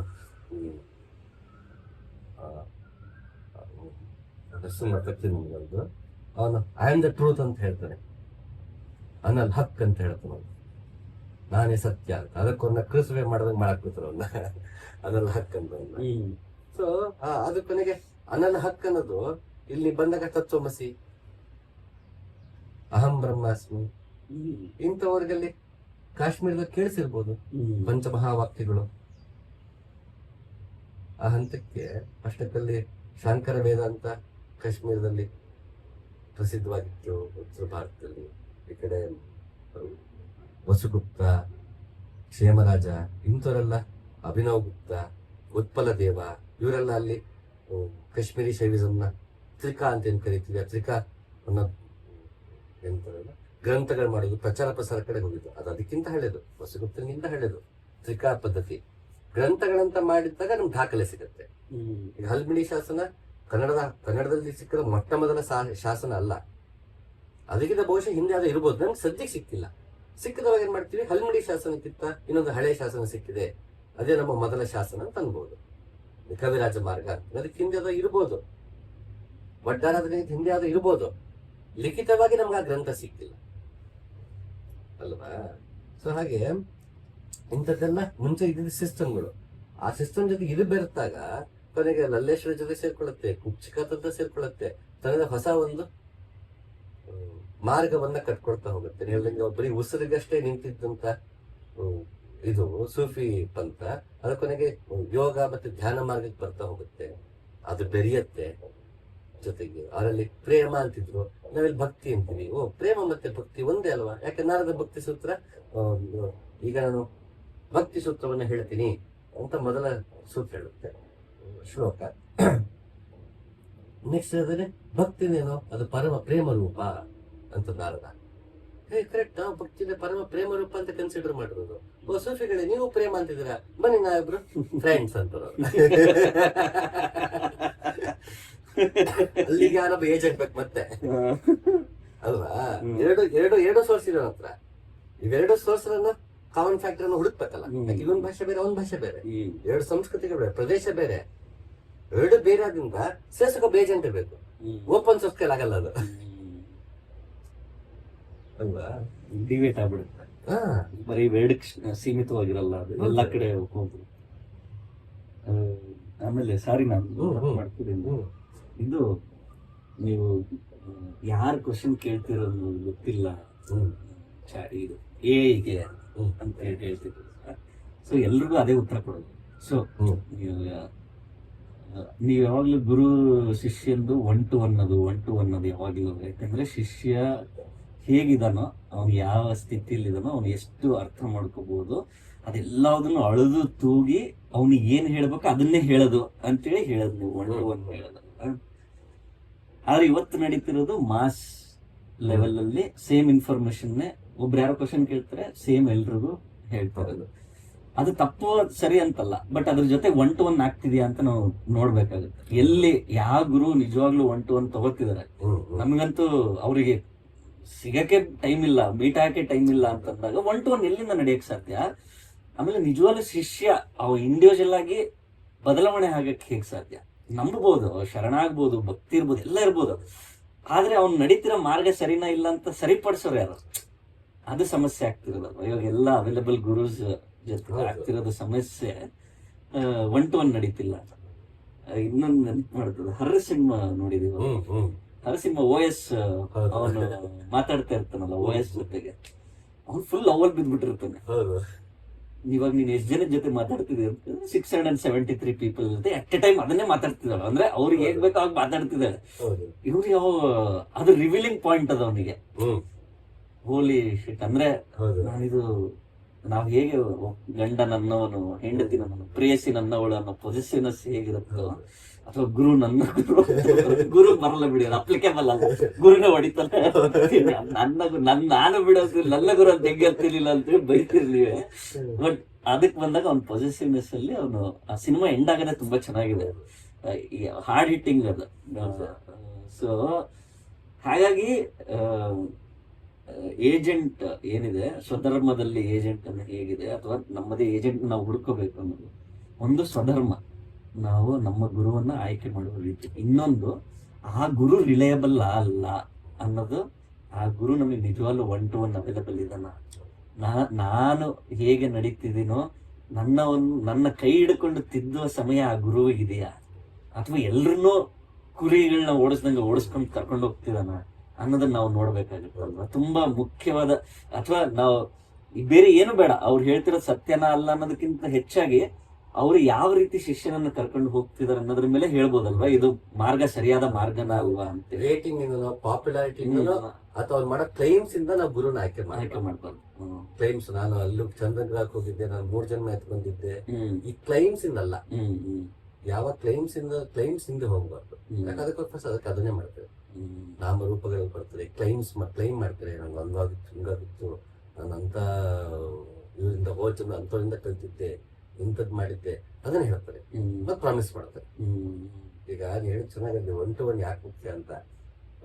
ನಾನು ಯಾವಾಗ್ಲೂ ಝೆನ್ನದು ಒಂದು ಕೋಟ್ ಮಾಡ್ತಿರ್ತೀನಲ್ಲ, haiku, sitting silently doing nothing, the spring comes the grass goes by itself ಅಲ್ವಾ. ಸೊ ಇದನ್ನ ಹೇಳ್ಬೇಕಾದ್ರೆ ಯಾವ್ದೋ ಒಂದು ಕಾಂಟೆಕ್ಸ್ಟ್ ಹೇಳಿರೋದು, ಯಾವ್ದೋ ಒಂದು ವಿಡಿಯೋದಲ್ಲಿ ಯಾವ್ದೋ ಕಾಂಟೆಸ್ಟ್ ಕೇಳಿದೀನಿ, ನಾನು ಸುಮ್ಮನೆ ಕೂತಿದ್ರೆ ತಾನಾಗೆ ಮಳೆ ಬರುತ್ತೆ, ಋತುಮಾನ ಬದಲಾಗುತ್ತೆ, ಮಳೆ ಬರುತ್ತೆ, ಹುಲ್ಲು ಬೆಳೆಯುತ್ತೆ. Sitting silently doing nothing, the spring comes and the grass grows by itself. ಇದನ್ನ ಒಬ್ಬ ಸೋಮಾರಿ ಅದು ಏನೋ ಮಾಡೋದಕ್ಕೆ ಇಷ್ಟಪಡದ ವ್ಯಕ್ತಿ, ನಾನು ಸುಮ್ಮನೆ ಕೂತ್ಕೊಂಡ್ರೆ ತಾನೇ ಜ್ಞಾನೋದಯ ಆಗುತ್ತೆ, ನಾನು ಏನೋ ಮಾಡೋದು ಬೇಡ, ಹಂಗಾರೆ ಸುಮ್ಮನೆ ಕೂತ್ಕೊಳ್ಳೋದು ಏನು ಅಂತ ಗೊತ್ತಿಲ್ಲ, ಹಾಗಾದ್ರೆ ಸುಮ್ಮನೆ ಕೂತ್ಕೊಳ್ಳೋದು ಹೇಗೆ ಪ್ರಶ್ನೆ ಮಾಡ್ಕೊಂಡಿಲ್ಲ. ಪಾಯಿಂಟ್. ಸುಮ್ಮನೆ ಕೂತ್ಕೊಳ್ಳೋದು ಹೇಗೆ ಅಂತ ಕೇಳಿಲ್ಲ, ಸುಮ್ಮನೆ ಕೂತ್ಕೊಂಡ್ಬಿಡು, ನಮ್ಮ ಪಣ್ಣ ಕಾಮಕ್ರೋಧಗಳಲ್ಲಿ ಇರ್ತೀನಿ, ನಮ್ಮ ಪಣ್ಣ ಆಫೀಸ್ ಕೆಲಸ ಮಾಡ್ಕೊಂಡು ಸಂಸಾರ ನಡೆಸ್ಕೊಂಡು ನಾನು ಸುಮ್ಮನೆ ಬಿಡ್ತೀನಿ, ನಾನು ಅಧ್ಯಾತ್ಮಕರಿಗೆ ಏನು ಎಫರ್ಟ್ ಹಾಕೋದು ಬೇಡ, ಸುಮ್ಮನೆ ಬಿಟ್ರೆ ಸಾಕು, ತಾನಾಗೆ ಆಗ್ಬಿಡುತ್ತೆ, ತಾನೇ ಜ್ಞಾನವೇ ಆಗ್ಬಿಡುತ್ತೆ. ಇದು ಮತ್ತೆ ಬೇರೆ ವಿಡಿಯೋಸ್ ಮಾಡ್ತಾ ನನ್ನ ಜೊತೆ ಇಂಟ್ರಾಕ್ಟ್ ಮಾಡ್ತಾ ಗೊತ್ತಾಗ್ತಾ ಬಂತು, ಇದು ಸಿಟ್ಟಿಂಗ್ ಸೈಲೆಂಟ್ ಡೂಯಿಂಗ್ ನಥಿಂಗ್ ಬೇರೆ ಅರ್ಥ ಆಗ್ಬೋದಲ್ಲ, ಕೇಳ್ಬೋಣ ಒಂದ್ಸರಿ ಅಂತ ಕೇಳ್ತು. ನಾನು ಹೇಳಿದೆ sitting silently doing nothing, the spring comes the grass grows by itself. ಇದು ನಾನು ಎರಡು ರೀತಿ ನೋಡೋಣ. ಒಂದು, ನಾನು ಅಜ್ಞಾನದಲ್ಲಿ ತಾಮಸ ಗುಣದಲ್ಲಿ ಸುಮ್ಮನೆ ಇದ್ದು ಬಿಟ್ರೆ, ಮಾಡಬೇಕಾದ ಕರ್ತವ್ಯಗಳನ್ನ ಮಾಡಬೇಡಿ, ಏನೂ ಮಾಡಬೇಡಿ, ನಾನು ಅಜ್ಞಾನ ಸುಮ್ಮನೆ ಮುಳ್ಕೊಂಡಿದ್ರೆ ನನಗೇನಾಗತ್ತೆ, ದರಿದ್ರನ ಮಳೆ ಬರುತ್ತೆ, ಅವಿದ್ಯೆ, ದುಃಖ, ಹತಾಶೆಗಳು ಇಂಥ ಹುಲ್ಲು ಬೆಳೆಯುತ್ತೆ. ಅದೇ ಜ್ಞಾನದಲ್ಲಿದ್ದು ಮಾಡಬೇಕಾದ ಮಾತ್ರ ಮಾಡಿಕೊಂಡು ಮಾಡಬಾರ್ದ ಮಾಡದೆ ಸುಮ್ಮನೆ ಇದ್ರೆ ಆನಂದ, ಸುಖ, ಪ್ರೀತಿ ಅನ್ನೋದು ಹುಲ್ಲು ಬೆಳೆಯುತ್ತೆ. ಹಿಂಗೂ ತಗೋಬೋದಲ್ಲ ಇದನ್ನ, ಅಲ್ವಾ? ಏನೂ ಮಾಡದೆ ಮಾಡುವಂತಿರಬೇಕು, ಮಾಡದಂತಿರಬೇಕು, ಮಾಡುವ ಮಾಟದೆ ತಾನು ಇಲ್ಲದಂತಿರಬೇಕು, ಕೂಡಲ ಸಂಗಮ ದೇವರು ನೆನಗುತ್ತ ನೆನೆಯದಂತಿರಬೇಕು. ಇದು ಮತ್ತೆ ಸಿಟ್ಟಿಂಗ್ ಸೈಲೆಂಟ್ ಎರಡು ಒಂದೇ ಅಲ್ವಾ? ಚುಮ್ಮ ಇರು ಅಂತ ರಮಣ ಮಹರ್ಷಿ ಹೇಳ್ದಂಗೆ ಇದು ಚುಮ್ಮ ಇರು, ಬಟ್ ಅದು ಸುಮ್ಮನೆ ಇರೋದು ಹೆಂಗೆ? ನೆಕ್ಸ್ಟ್ ಪ್ರಶ್ನೆ ಕೇಳ್ಬೇಕದು. ಅದನ್ನ ಆಪ್ಷನ್ಸ್ ಕೊಡುತ್ತೆ, ನೋಡು ಈ ಸಬ್ಜೆಕ್ಟ್ ಬಗ್ಗೆ ಹೇಳಿದೀನಿ, ಇದ್ರ ಸಂಬಂಧಪಟ್ಟ ನಿಂದ ಪ್ರಶ್ನೆ ಕೇಳಕ್ ಇಷ್ಟಪಡ್ತೀಯಾ ಅಂತ ಕೇಳತ್ತದು. ಯಾಕೆ? ನೀ ಕಾನ್ವರ್ಸೇಷನ್ ಅಲ್ಲಿ ಇದ್ಯಾ, ನೀ ಕಾನ್ವರ್ಸೇಷನ್ ಇಲ್ಲ ಅಂತಿದ್ರೆ ಪ್ರಶ್ನೆಗಳು ಅದೇ ಕೊಡುತ್ತೆ. ಬಟ್ ಒಂದ್ ರೀತಿ ಒಳ್ಳೇದ ಕೆಟ್ಟದ ನಾವ್ ಯೋಚನೆ ಮಾಡ್ಬೇಕು. ಬಹುಶಃ ಅದಕ್ಕಿಂತ ಆಚೆ ಬೇರೆ ಪ್ರಶ್ನೆ ಬರ್ತಿತ್ತೇನೋ, ಆ ಪ್ರಶ್ನೆ ಕೊಟ್ಟು ನನ್ನ ಪ್ರಶ್ನೆ ಮಾಡೋ ಪ್ರಶ್ನೆ ಕಿತ್ಕೊಂಡ್ಬಿಡ್ತೇನೋ ಗೊತ್ತಿಲ್ಲ, ಅಥವಾ ನಂಗೆ ಆ ಪ್ರಶ್ನೆ ಹೊಳಿಯಕ್ಕೆ ಸಾಧ್ಯ ಇಲ್ಲವೇನೋ, ಅಟ್ಲೀಸ್ಟ್ ಆ ಪ್ರಶ್ನೆ ಕೊಡ್ತೇನೋ. ಏನ್ ಬೆನಿಫಿಟ್ ಮತ್ತೆ ಡಿಸ್ಅಡ್ವಾಂಟೇಜ್ ಎರಡೂ ಇರ್ಬೋದು ಅಲ್ವಾ? ಅದು ಮತ್ತೆ ನಮ್ಮನ್ನ ಏನಲ್ಲಿ ಲೂಪಲ್ಲಿ ಇಟ್ಕೊಳ್ಳೋಕೋಸ್ಕರ ಆ ಫೀಚರ್ ಕೊಟ್ಟಿದಾರ ಅಲ್ವಾ? ಮತ್ತಷ್ಟು ಜೊತೆ ಎಂಗೇಜ್ ಆಗಿರ್ಲಿ ಅಂತ ಲೂಪಲ್ಲಿ ಇರೋದಕ್ಕೋಸ್ಕರ ಆ ಫೀಚರ್ ಕೊಟ್ಟಿದಾರ, ಅಥವಾ ನಿಜವಾದ for the betterment of humanity ಗೋಸ್ಕರ ಫೀಚರ್ ಕೊಟ್ಟಿದಾರ? ಮಾಡೋದನ್ನೇ ಕೇಳ್ಬೇಕು ನಾವು ಅಲ್ವಾ? ನಿಜವಾಗ್ಲೂ he has that urge to transfer knowledge ಅನ್ನೋದಕ್ಕೋಸ್ಕರ ಮಾಡಿದಾನ. ಒಂದು ಟಾಪಿಕ್ ಕೊಟ್ಟ ತಕ್ಷಣ ಏನೋ ಕೊಡುತ್ತೆ, ಫರ್ದರ್ ಕೇಳುತ್ತೆ, 4 ಕ್ವಶನ್ಸ್ ಕೊಡುತ್ತೆ. ಅಲ್ಲಿ ಹಿಂದೆ ನಾವು ಈ ಟಾಪಿಕ್ ಸಂಬಂಧಪಟ್ಟ ಇಂಥ ಪ್ರಶ್ನೆಗಳಿಗೆ ಕೇಳ್ಬಹುದು, ಇದ್ರ ಬಗ್ಗೆ ನಾವು ಉತ್ತರ ಕೊಡ್ಲಾ ಅಂತ ಕೇಳುತ್ತೆ. ಸೊ ಅದು ನಿನ್ನ ಕ್ವಶನಿಂಗ್ ಎಬಿಲಿಟಿ ಕಿತ್ಕೊಳ್ತಿದ್ಯಾ, ಅದು ನಿನ್ನ ಕ್ವಶನಿಂಗ್ ಎಬಿಲಿಟಿ ಜಾಸ್ತಿ ಮಾಡ್ತಿದ್ಯಾ, ಅದು ನಮ್ಮ ಮೇಲೆ ನಮ್ಮ ಸ್ವಭಾವದ ಮೇಲೆ ಡಿಪೆಂಡ್ ಆಗುತ್ತೆ. ಅದು ಮತ್ತೆ ನನ್ನ ಸ್ವಭಾವದ ಮೇಲೆ ಡಿಪೆಂಡ್ ಆಗುತ್ತಲ್ವಾ? ನೆಕ್ಸ್ಟ್ ನಾ ಕ್ವಶನ್ ಕೇಳೋದು ಬೇಡ, ಅದೇ ಒಂದು ಪ್ರಶ್ನೆ ಕೊಡುತ್ತೆ, ಗುರು ಹಂಗ್ ಮಾಡ ನೋಡ್ತಾನೆ, ನಿಮ್ ಪ್ರಶ್ನೆ ಕೇಳ್ಬೇಕಾ ಬೇಡವಾ, ಕೇಳಿಲ್ಲ ಮತ್ತೆ ಅವ್ರಿಗೆ ಪ್ರಶ್ನೆ ಕೇಳಿಸಂಗ್ ಮಾಡ್ತಾನೆ ಅಲ್ವಾ? ಅಥವಾ ಬಿಡ್ತಾನೆ, ಅವನು ಸ್ವಲ್ಪ ಯೋಚನೆ ಮಾಡ್ಲಿ ಅಂತ ಬಿಡ್ತಾನೆ. ನಿಂಗೆ ಸ್ವಾತಂತ್ರ್ಯವನ್ನ ಕೊಡ್ತಾನೆ, ಅಥವಾ ನಿನ್ನ ಸ್ವಾತಂತ್ರ್ಯವನ್ನ ಗೌರವಿಸ್ತಾನೆ. ನಿನ್ಗಿಲ್ವಾ ಸ್ವಾತಂತ್ರ್ಯ, ಅದು ಅರಿವು ಮೂಡಿಸ್ತಾನೆ. ಸ್ವಾತಂತ್ರ್ಯ ಕೊಡ್ತೇನೆ ತಪ್ಪು, ಸ್ವಾತಂತ್ರ್ಯ ಅರಿವು ಮೂಡಿಸ್ತಾನೆ. ನೀ ಸ್ವತಂತ್ರನಾಗಿ ಯೋಚನೆ ಮಾಡ್ಬೋದು. ಈಗ ಇದೆ ನಮ್ಮಿಬ್ರು ಫೇವ್ರೇಟ್ ಸಿನಿಮಾ ಲೂಸಿ ಅಲ್ವಾ? ಲೂಸಿ ಮೆಡಿಸಿನ್ ತಗೊಂಡ್ಬಿಡ್ತಾಳೆ, ಬ್ರೈನ್ ಫುಲ್ಲು 100% ರೀಚ್ ಆಗ್ತಾ ಹೋಗ್ಬಿಡುತ್ತೆ. ಅವಳವಾಗ ಅವಳು ಎಷ್ಟನ್ನ ಪರ್ಫಾರ್ಮ್ ಕೂಡ ಮಾಡಿದ್ದಾರೆ ಕಾಲೇಜ್. ಸೊ ಮೈಂಡ್ ಅಷ್ಟೆಲ್ಲ ಆಕ್ಟಿವ್ ಆಗ್ತಾ ಮುಖದ ಭಾವನೆಗಳು ಕಡಿಮೆ ಆಗ್ತಾ ಹೋಗುತ್ತೆ ಅವಳಿಗೆ. ಮತ್ತೆ ಅದನ್ನು ಅಕ್ಸೆಪ್ಟ್ ಮಾಡ್ಕೊಂಡಿಲ್ಲ, ನಮ್ದು ಮೈಂಡ್ ಪೊಟೆನ್ಶಿಯಲ್ ಅದು ಎಕ್ಸೀಡ್ ಆಗ್ತಿದೆ ಅಥವಾ ಅದು ಎಕ್ಸ್ಪ್ಯಾಂಡ್ ಆಗ್ತಾ ಇದೆ ನನ್ನ ಮೈಂಡ್ ಅನ್ನೋವಾಗ ಕಣ್ಣಲ್ಲಿ ಆತಂಕ ಜಾಸ್ತಿ ಇದೆ. ಆತಂಕ ಇದೆ ಆ ಪಾತ್ರದ ಕಣ್ಣಲ್ಲಿ. ಅವಳು ಯಾವಾಗ ಅಕ್ಸೆಪ್ಟ್ ಮಾಡ್ಕೊಳಕ್ ಶುರು ಮಾಡ್ತಾಳೆ, ಆ ಮಾರ್ಗನ್ ಫ್ರೀಮನ್ ಕಾಂಟ್ಯಾಕ್ಟ್ ಮಾಡ್ತಾಳೆ, ಇಂಥ ಬುಕ್ ಬರ್ತಿದ್ದಿ ಅಂತ ಮಾತಾಡ್ತಾ ಶುರು ಮಾಡ್ತಾ ಗೊತ್ತಾ, ಅವಾಗ she is able to articulate what she is happening. ಅವಳಲ್ಲಿ ಏನ್ ನಡೀತಿದೆ ವ್ಯಕ್ತಪಡಿಸ್ಕೊಳ್ಳೋಕೆ ಗೊತ್ತಾಗ್ಬಿಡುತ್ತೆ. ಅವಳು ಅವ್ನ ಲ್ಯಾಪ್ಟಾಪ್ ನ ಆಕ್ಸೆಸ್ ಮಾಡ್ತಾಳೆ, ಫ್ಯಾಕ್ಸ್ ನ ಆಕ್ಸೆಸ್ ಮಾಡ್ತಾಳೆ. ಅಷ್ಟಕ್ಕೆ ಅವ್ಳು ಕಣ್ಣು ಗಮನಿಸು ಅದು ಕಾಮ್ ಆಗ್ತಾ ಬಂದಿರುತ್ತೆ. ಯಾಕೆ ಏನಾಗ್ತಿದೆ ಅಂತ ಗೊತ್ತು, ಹೇಗೆ ಹೇಳ್ಬೇಕು ಅಂತ ಗೊತ್ತು. ಹಾಗಾಗಿ ಕಣ್ಣು ಕಾಮ್ ಆಗ್ತಾ ಬರುತ್ತೆ. ಅವಳಿನ್ನು ಕೊನೆಗೆ ಹೋಗ್ತಾ ಅವಳ ನೇರ ದೃಷ್ಟಿ ಹೌದು ತುಂಬಾ ಅದ್ರ ಏನ್ ಮಾಡ್ತಿದ್ದ ಅವ್ಳು ಗೊತ್ತಿದೆ. ಹೌದು ತನ್ನ ಗುರಿ ಕಡೆಗೆ ಇರೋದ್ರಿಂದ ಅವಳು ಕಣ್ಣು ಪೂರ್ತಿ ಸ್ಟ್ರೈಟ್ ಇದೆ. ಅವಳು ಹೌದು ಅಕ್ಕಪಕ್ಕ ನೋಡೋದಿಲ್ಲ ಅವಳು ಲೂಸಿ. ಏನಕ್ಕಿಂತ ಕ್ಲಿಯರ್ ಕಟ್ ಏನ್ ಮಾಡಕ್ ಹೋಗ್ತೀನಿ ತನಗೆ ಗೊತ್ತು. ಮತ್ತೆ ಈ ದೇಹ ನಾನಲ್ಲ ಅಂತ ಗೊತ್ತು. ಯಾಕೆಂತ ಇಡೀ ತನ್ನ ದೇಹವನ್ನ ಅವಳು ಕಳ್ಸ್ಕೊಂಡು ಪೂರ್ತಿ ಸೂಪರ್ ಕಂಪ್ಯೂಟರ್ ಕನ್ವರ್ಟ್ ಆಗ್ಬಿಡ್ತಾಳೆ. ಹೌದು ಯಾಕೆಂದ್ರೆ ದೇಹ ನಾನಲ್ಲ, ಯಾವ್ದು ಒಳಗೆ ಎಕ್ಸ್ಪೆಂಡ್ ಆಗಿರೋದು ನಾನಲ್ಲ. ಹಂಗೆ ದೇಹ ಹೋದ್ರೆ ಹೋಯ್ತು ಚಿಂತೆ ಇಲ್ಲ. ಹಂಗ ದೇಹಾಭಿಮಾನವಿಲ್ಲದೆ ಹೋಗ್ತಾವಳು. ಹೌದು she knows what she is sacrificing. ಹೌದು ಅಲ್ವಾ? ಗುರುನ ಹಾಗೇನೆ ಅಲ್ಲ. ಎಲ್ಲೋದ್ಲ ಅವಳು ಅಂತ ಕೇಳಿದ್ರೆ ಮೆಸೇಜ್ ಬರುತ್ತೆ ಐ ಆಮ್ ಎವ್ರಿವೇರ್ ಅಂತ. ಅಲ್ವಾ? ಚಿತ್ತ ಅನ್ನೋದು ಚಿತ್ತ ಅನ್ನೋದು ಎಲ್ಲ ಕಡೆ ಇರುತ್ತದ್ದೆ ಅಲ್ವಾ? ನಿನಗೆ ಆಕ್ಸೆಸ್ ಮಾಡಿ ನೀ ಕೇಳ್ಬೇಕಷ್ಟೇ ಎಲ್ಲಿದ್ದಾರೆ ಗುರು ಎಲ್ಲಿದ್ದಾನೆ ಅಂತ ಕೇಳೋದು. ಕೇಳೋದು ಎಲ್ಲ ಕಡೆ ಇರೋದು ಅಲ್ವಾ? ಅದಕ್ಕೆ ಮತ್ತೆ ರಿಟರ್ನ್ ಟು ದ ಸೋರ್ಸ್ ಹೋಗೋದವಳು. ಆ ಸಿನಿಮಾಲಿ ಎಲ್ಲಿ ಹೋಗುತ್ತೆ? ಹಿಂದೆ ಫ್ಲಾಶ್ ಬ್ಯಾಕ್ ಆದ ಟೈಮ್ ಸ್ಕ್ವೇರ್ ಗಾರ್ಡನ್ ಇರ್ತಾರೆ. ಹಿಂದಿಂದ ಹೋಗ್ತಾ ಹೋಗುತ್ತೆ, ಡೈನಾಸಾರ್ಸ್ ಬರುತ್ತೆ, ಕೊನೆಗೆ ಲೂಸಿ ಬರುತ್ತೆ. ಲೂಸಿ ಬಂದು ಹಿಂಗ್ ಕೈ ಬಿಡುತ್ತೆ. ಎಷ್ಟು ಚೆನ್ನಾಗಿ ಆ ಕ್ಯಾರೆಕ್ಟರ್ ಇಟ್ಟಿರೋದು ನೋಡೋಣ. ಮತ್ತದು ಲೂಸಿನೇ. ಹೌದು ಅಂದ್ರೆ ನಮ್ಗೆ ಪರ್ಫೆಕ್ಟ್ ಹ್ಯೂಮನ್ ಆಗಿ ಎವಾಲ್ವ್ ಆದಂತ ಒಂದು ನಮ್ಗೆ ಸ್ಕೆಲೆಟನ್ ಸಿಕ್ಕಿದೆ ಅಂದ್ರೆ ಅದು ಆ ಲೂಸಿ. ಅದು ಕೂಡ ಬೀಟಲ್ಸ್ ಹಾಡು ಓಡ್ತಿರುತ್ತೆ. ಆರ್ಕಿಯಾಲಜಿಸ್ಟ್ಗಳು ಅಥವಾ ಇವರು ಇದು ಮಾಡಿ ಎಸ್ಕೇವೇಟ್ ಮಾಡ್ತಿರ್ಬೇಕಾದ್ರೆ ಅವರು ಬೀಟಲ್ಸ್ ಹಾಡು ಹಾಕೊಂಡಿರ್ತಾರೆ ಲೂಸಿ ಅಂತ. ಅದು ಓಡ್ತಿರುತ್ತೆ. ಆ ಟೈಮಲ್ಲಿ ಅದು ಸಿಕ್ಕಿದ್ದದು. ಆ ಸ್ಕೆಲೆಟನ್ ಅಸ್ಥಿ ಪಂಜರ ಸಿಕ್ಕಿದ್ದು ಅವಾಗ. ಸೊ ಇದು ಆಮೇಲೆ ಅದು ಸ್ಟಡಿ ಮಾಡ್ತಾ ಮಾಡ್ತಾ ಅದು ಇದು ನಮ್ಗೆ ಸಿಕ್ಕಿರೋದ್ರಲ್ಲಿ ಎವಲ್ಯೂಷನ್ ಅಲ್ಲಿ ನಾವೇನು ಸಿಪಿಯನ್ಸ್ ಎಲ್ಲ ಬೇರೆ ಬೇರೆ ಸಿಪಿಯನ್ಸ್ ಹಾಕೋಬಂದ್ವಿ. ಅದರಿಂದ ಪೂರ್ಣ ಪ್ರಮಾಣದ ಮನುಷ್ಯನಾಗಿ ನಮ್ಗೆ ಸಿಕ್ಕಿದ್ದು ಅಂತ ನಮ್ಗೆ ಸದ್ಯಕ್ಕೆ ಸಿಕ್ಕಿರೋ ಪುರಾವೆ ಎವಿಡೆನ್ಸ್ ಅಲ್ಲಿ ಆ ಅಸ್ಥಿ ಪಂಜರ, ಹೆಣ್ಣಿನ ಅಸ್ಥಿ ಪಂಜರ. ಅದಕ್ಕೆ ಏನ್ ಹೆಸರಿಡಬೇಕು ಅಂದಾಗ ಸರಿ ಆಯ್ತು ಲೂಸಿ ಆಡ್ತಿರ್ತೀವಲ್ಲ, ಬೀಟಲ್ಸ್ ಲೂಸಿನ ಇಟ್ಕೊಳ್ಳೋಣ ಅಂತ ಲೂಸಿ ಅಂತ ಹೆಸರಿಟ್ಟಿರೋದು. ಸೊ ಪರಿಪೂರ್ಣವಾಗಿ ಅದು ಬಂದಿತ್ತಲ್ಲ ಅದು ಆ ಒಂದು ಏನು ಲೂಸಿ ಸಿಕ್ಕಿದೆ. ಅದಕ್ಕೆ ಈಗ ಹಿಂದೆ ಆ ಪ್ರಾಣಿಗೆ ಸಂಬಂಧ ಅಥವಾ ಕೋತಿಗೆ ಸಂಬಂಧಪಟ್ಟಂತಹ, ಮಂಗನಿಗೆ ಸಂಬಂಧಪಟ್ಟ ಯಾವ ಗುಣಗಳು ಇಲ್ಲದೆ, ಅಂಗದಲ್ಲಾಗಿರ್ಬೋದು ಮತ್ತೊಂದಾಗಿ ಇಲ್ಲದೆ ಪರಿಪೂರ್ಣ ಇದು ಬರೀ ಬೇರೆಯೇ ತಳಿ. ಇದು ಪ್ರಾಣಿಯ ತಳಿ ಅಲ್ಲ, ಕೋತಿಯ ತಳಿ ಅಲ್ಲ, ಚಿಂಪಾಂಜಿಯ ತಳಿ ಅಲ್ಲ. ಇದು ಸಂಪೂರ್ಣವಾಗಿ ಬೇರೆಯೇ ತಳಿ.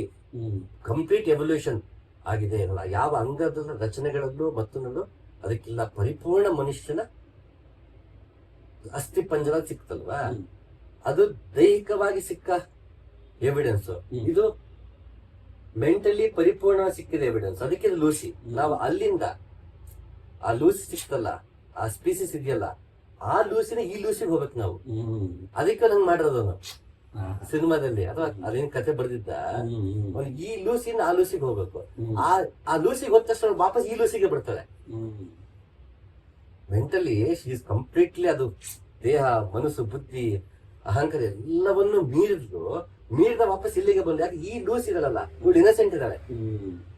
ಎವಲ್ಯೂಷನ್ ಅಲ್ಲಿ ಮನುಷ್ಯ ಪ್ರಾಣಿಯಿಂದ ಮನುಷ್ಯನಾದಾಗ ಮುಗ್ಧನಾಗಿದ್ದ ಅಲ್ವಾ? ಎಲ್ಲವನ್ನು ಅತಿಶಯದ ಕಣ್ಣಲ್ಲಿ ನೋಡ್ತಾ ಇದ್ದ. ಯಾಕೆಂದ್ರೆ ಅರಿವನ್ನೋದು ಬಂದಿದೆ. ನಾನು ಎಲ್ಲಿಂದ ಬಂದೆ, ಇದೇನಿದು, ಗುಡಿಗೆ ಎಲ್ಲಿಂದ ಬರ್ತಾ ಇದೆ, ಮಿಂಚಲಿಂದ ಬರ್ತಾ ಇದೆ, ಅಯ್ಯೋ ಇಷ್ಟೊಂದು ಜೀವ ಉಸಿರಾಡ್ತಾ ಇತ್ತು, ನಾ ಕೊಂದ ತಕ್ಷಣ ಅದು ಇನ್ಯಾನಿಮೇಟ್ ಆಗೋಯ್ತು. ಇನ್ಯಾನಿಮೇಟ್ ಆಯ್ತು ಅಂದ್ರೆ ಒಳಗೆ ಬಹುಶಃ ಏನೋ ಇರ್ಬೋದಾ? ಹಾಗಾದ್ರೆ ನಾನು ಕೊಂದಾಗ ಅದು ಒಳಗೇನೆ ಇತ್ತು ಅಂದ್ರೆ ನಾನು ಕೂಡ ಓಡಾಡ್ತಿದ್ದೆ, ಇದು ಒಳಗೇನೆ ಇರ್ಬೋದು. ಅದು ಇನ್ಯಾವಾಗಂದ್ರೆ ಇದಕ್ಕೆ ಸಂಬಂಧಪಟ್ಟು ಇನ್ನಾರು ಇರ್ಬೇಕಲ್ಲ. ಇದಕ್ಕೆ ಮುಂಚೆ ಏನಿರ್ಲಿಲ್ಲ, ನಾನು ಮಡಿಕೆ ಮಾಡ್ಕೊಂಡೆ, ಮುಂಚೆ ಇರ್ಲಿಲ್ಲ ನಾನು ಬೆಂಕಿ ಮಾಡ್ಕೊಂಡೆ. ಹಂಗಾದ್ರೆ ಪ್ರಪಂಚ ಕೂಡ ಮುಂಚೆ ಇಲ್ದಿರ್ಬೋದೇನೋ, ಹಂಗ ಇದು ಮಾಡಕೊಬ್ಬ ಇರ್ಬೋದೇನೋ. ಹಿಂಗವನ್ಗೆ ಪ್ರಶ್ನೆ ಬೆಳೀತಾ ಹೋಗಿರುತ್ತೆ ಮನುಷ್ಯನ್ಗೆ ಆ ಎವಲ್ಯೂಷನ್ ಅಲ್ಲಿ. ಸೊ ಆ ಮುಗ್ಧತೆ, ಫಸ್ಟ್ ಮುಗ್ಧತೆ ಅಲ್ಲಿ ಏನು imagine, there are no questions they, complete innocence. ಯಾಕಂದ್ರೆ ಆಗಿನ್ನು ಕಣ್ಬಿಟ್ರ ಮಗುಗೇನು ಪ್ರಶ್ನೆ ಇರವಲ್ಲ. ಕಣ್ಬಿಟ್ರ ಈಗ ಹುಟ್ಟರ ಮಗು ಪ್ರಶ್ನೆ ಇಲ್ಲ. ಅದಕ್ಕೆ ಕಿವಿ ಕೇಳಿಸೋ ಶುರು ಆಯ್ತು, ಕಣ್ ಕಾಣಿಸೋ ಶುರು ಆಯ್ತು, ಪ್ರಶ್ನೆ ಮಾಡೋಕೆ ಶುರು ಆಗುತ್ತೆ. ನನ್ಗೆ ಏನ್ ಕೇಳಿಸ್ತಾ ಇರೋದು, ಏನ್ ಕಾಣಿಸ್ತಾ ಇರೋದು, ಏನ್ ಸ್ಪರ್ಶ ಆಗ್ತಿರೋದು, ಅದು ಕಾಣಿಸೋದೇನು, ಎತ್ಕೊಳತ್ತೆ, ಬಡದ್ ನೋಡುತ್ತೆ, ತಿನ್ ನೋಡುತ್ತೆ, ಎಲ್ಲನೋ ಅದು ಹಿಂದಿಂದೆ ಓಡಾಗುತ್ತೆ. ಸೊ ಹುಟ್ಟ ಮಗುಗೆ ಥಾಟ್ಲೆಸ್ ಇದೆಯಲ್ಲ ಅದು ಇನ್ನರ್ ವೇ. ಇನ್ಸ್ಟಿಂಕ್ಟ್ ಮಗುಗೆ ಏನ್ ಬೇಕೋ ಆ ಥಾಟ್ಸ್ ಇರ್ತವೆ. ನಮ್ ತರ ಥಾಟ್ಸ್ ಇಲ್ಲಲ್ಲ ಅಲ್ವಾ? ಈಗಿನ ಹುಟ್ಟಿರೋ ಮಗುಗೆ ನಿಮ್ಗೆ ಪ್ಯೂರ್ಲಿ ಸರ್ವೈವಲ್ ಸಂಬಂಧಪಟ್ಟ ಥಾಟ್ಸ್ ಅಷ್ಟೇ ಬಿಟ್ಟು ಏನಿಲ್ಲ. ಅದ್ರ ಬಗ್ಗೆ ಅದು ಇನ್ಸ್ಟಿಂಕ್ಟ್ ಕೊಡ್ತಾ ಇರ್ತದೆ. ಆ ಮಗುವಿನ ಸ್ವಭಾವವೇ ಆ ಥಾಟ್ಸ್ ನ ಕೊಡ್ತದೆ ಬಿಟ್ರೆ ವ್ಯಕ್ತಿಯಾಗಿ ಥಾಟ್ಸ್ ಇಲ್ಲ. ಅದಕ್ಕೆ ವ್ಯಕ್ತಿಯಾಗಿ ಅದಕ್ಕೆ ಥಾಟ್ಸ್ ಇಲ್ಲ. ಪ್ಯೂರ್ಲಿ ಸರ್ವೈವಲ್ ಇನ್ಸ್ಟಿಂಕ್ಟ್ ಅಷ್ಟೇ ಈ ಲೂಸಿಗಿದೆ. ಈ ಲೂಸಿ ಇಲ್ಲಿಂದ ಎವಲ್ಯೂಷನ್ ಲಕ್ಷಾಂತರ ವರ್ಷಗಳಲ್ಲ ಎವಲ್ಯೂಷನ್ ಬಂದು ಆ ಹ್ಯೂಮನ್ ಪಿನಾಕಲ್ ನ ರೀಚ್ ಮಾಡಿ ಇನ್ನಸೆನ್ಸ್ ಪಡ್ಕೊಂಡಿದ್ದಕ್ಕೆ ವಾಪಸ್ ಮತ್ತೆ ಹಳೆಯ ಲೂಸಿಗೆ ಬರ್ತದೆ. ಅವ್ರು ಬಂದು ಟೈಮ್ ಅಂತ ಕೈ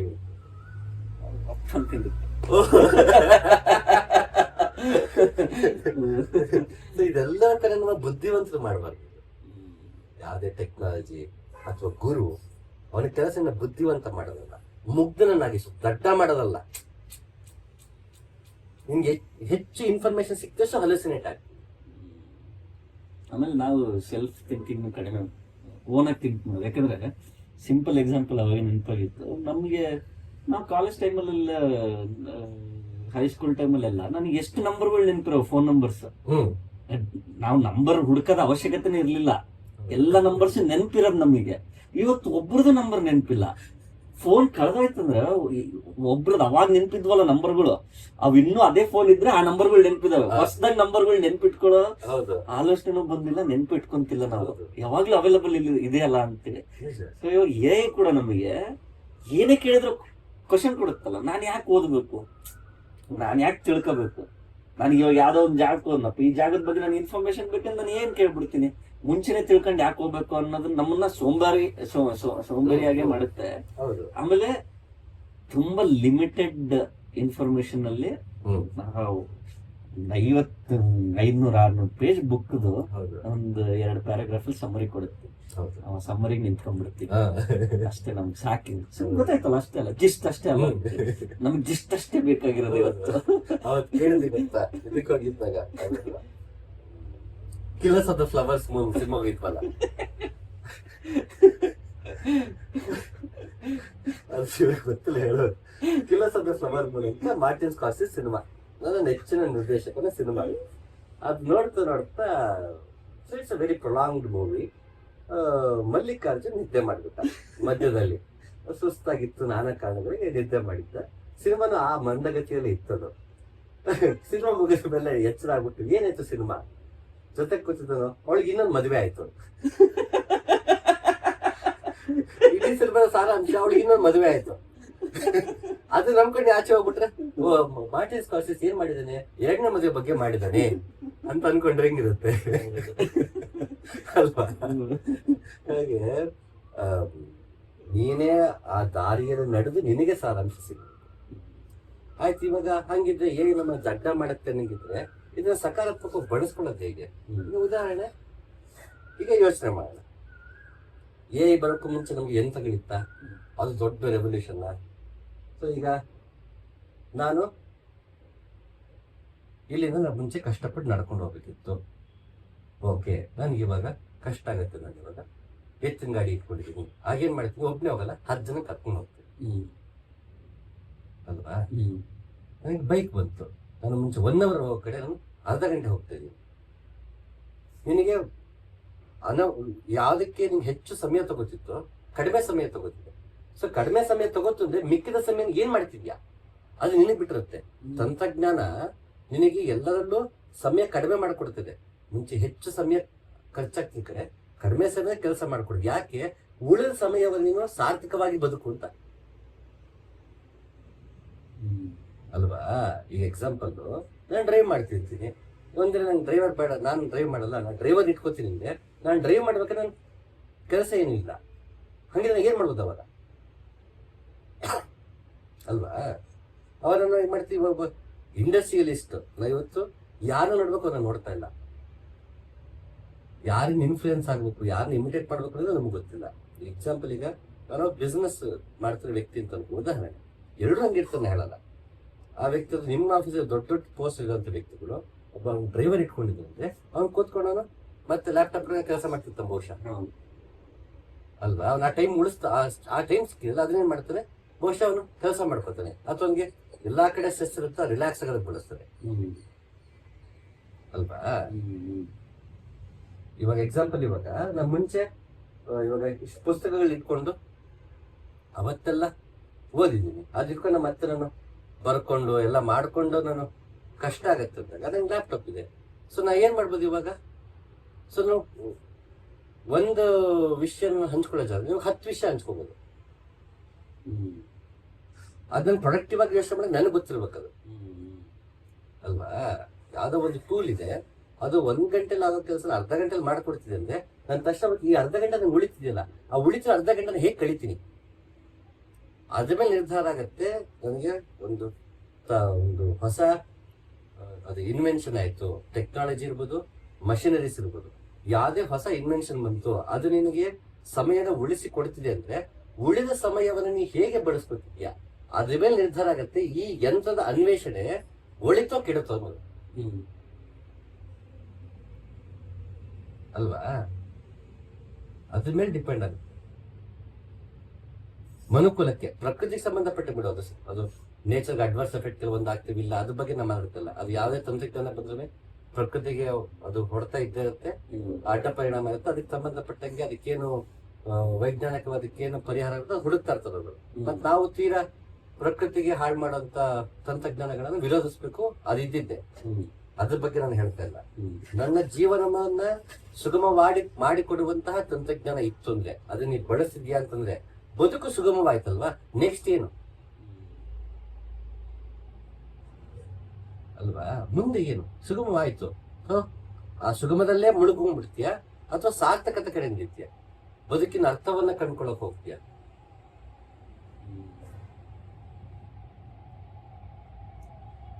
ನೀವು ಹೇಳ್ತಿರೋದು any technology for that matter ನಾವು ಹೇಗೆ ಬಳಸ್ತೀವಿ ಅನ್ನೋದ್ರ ಮೇಲೆ ಅದು ನಮಗೆ ಹೊಳಿತಾ ಕೇಳುತ್ತೆ ಅಂತ. ಯಾಕಂದ್ರೆ ಫಾರ್ ಎಕ್ಸಾಂಪಲ್ ನಮ್ಮ ಸಾಫ್ಟ್ವೇರಲ್ಲಿ ಇವಾಗ ದೊಡ್ಡ ಕನ್ಸರ್ನ್ ಎಲ್ರಿಗೂ ಆಗಿರೋದು AI will take over hour jobs ಅಂತ. ಬಟ್ ಎಲ್ಲ ಲೀಡರ್ಶಿಪ್ ಏನಿದ್ದಾರೆ, ಎಲ್ಲ companies CEOs CTOs leadership stake holders ಅವ್ರು ಹೇಳೋದು, ನೀನ್ ಇದನ್ನ ಸರಿಯಾಗಿ ಬಳಸ್ಕೊಂಡು ನೀನ್ ಇನ್ನೂ ಪ್ರೊಡಕ್ಟಿವ್ ಆಗಿ ಕೆಲಸ ಮಾಡಿದ್ರೆ ನಿನ್ ಕೆಲಸ ಹೋಗಲ್ಲ. ಅವ್ರು ಹೇಳ್ತಿರೋದು ಅಷ್ಟೇ, ನಾನು ನೀನ್ ತೆಗ್ದಾಕ್ತೀನಿ ಅಂತ ಹೇಳಿಲ್ಲ ಯಾರನ್ನ. ನೀನ್ ಇದ್ರ ಜೊತೆಗೆ ನಿನ್ ಪ್ರೊಡಕ್ಟಿವಿಟಿ ಇನ್ಕ್ರೀಸ್ ಮಾಡ್ಲಿಲ್ಲ ಅಂದ್ರೆ ಯಾರು ಮಾಡ್ತಿದ್ರು ಅವ್ರು ಉಳ್ಕೊಂತಾರೆ. Straightforward answer. ಸೊ ನೀವ್ ಹೇಳ್ತಿರೋದು ಅದೇ, ನೀನ್ ಅದಕ್ಕೆ ಬಂದಿದೆ ಅಂದ್ರೆ 1 ಗಂಟೆಲಿ ಆಗೋ ಕೆಲಸ 10 ನಿಮಿಷ ಮಾಡ್ತಿದ್ವಿ, ಇನ್ನ 50 ನಿಮಿಷ ನೀನ್ ಏನ್ ಎಕ್ಸ್ಟ್ರಾ ಕೊಡ್ತಿದ್ಯಾ ಅದು ಮ್ಯಾಟರ್ ಆಗುತ್ತೆ. ಹೌದು, ನೀನ್ ಅಲ್ಲಿ ನೀನ್ ಸುಮ್ನೆ ಕೂತ್ಬಿಟ್ರೆ ನಾನು ಅಪ್ಗ್ರೇಡ್ ಆಗಲ್ಲ, ಅಂದ್ರೆ ಕೆಲ್ಸನೂ ಅವ್ರು ಇವಾಗ ಮಾರ್ಕೆಟ್ ನಡೀತಿರೋ ಸ್ಪೀಡಿಗೆ ಕ್ಯಾಚ್ ಅಪ್ ಆಗ್ಬೇಕಂದ್ರೆ ಆ 15 ಮಿನಿಟ್ಸ್ ನಾನು ಮತ್ತೆ ಬೇರೆದ್ರ ಕಡೆ ಗಮನ ಕೊಡಬೇಕು, ಮಾರ್ಕೆಟ್ಗೆ ತಕ್ಕ ಹಾಗೆ. ಅಂದ್ರೆ ನಮ್ ಜಾಬ್ ರಿಲೇಟೆಡ್ ನಾನು ಹೇಳ್ಬೋದು, ಬೇರೆಯವ್ರದ್ದು ಗೊತ್ತಿಲ್ಲ. ಅಟ್ಲೀಸ್ಟ್ ಅದೇ ಅರ್ಥ ಆಯ್ತು ಏನ್ ಮಾಡಬೇಕು ಅಷ್ಟೇ.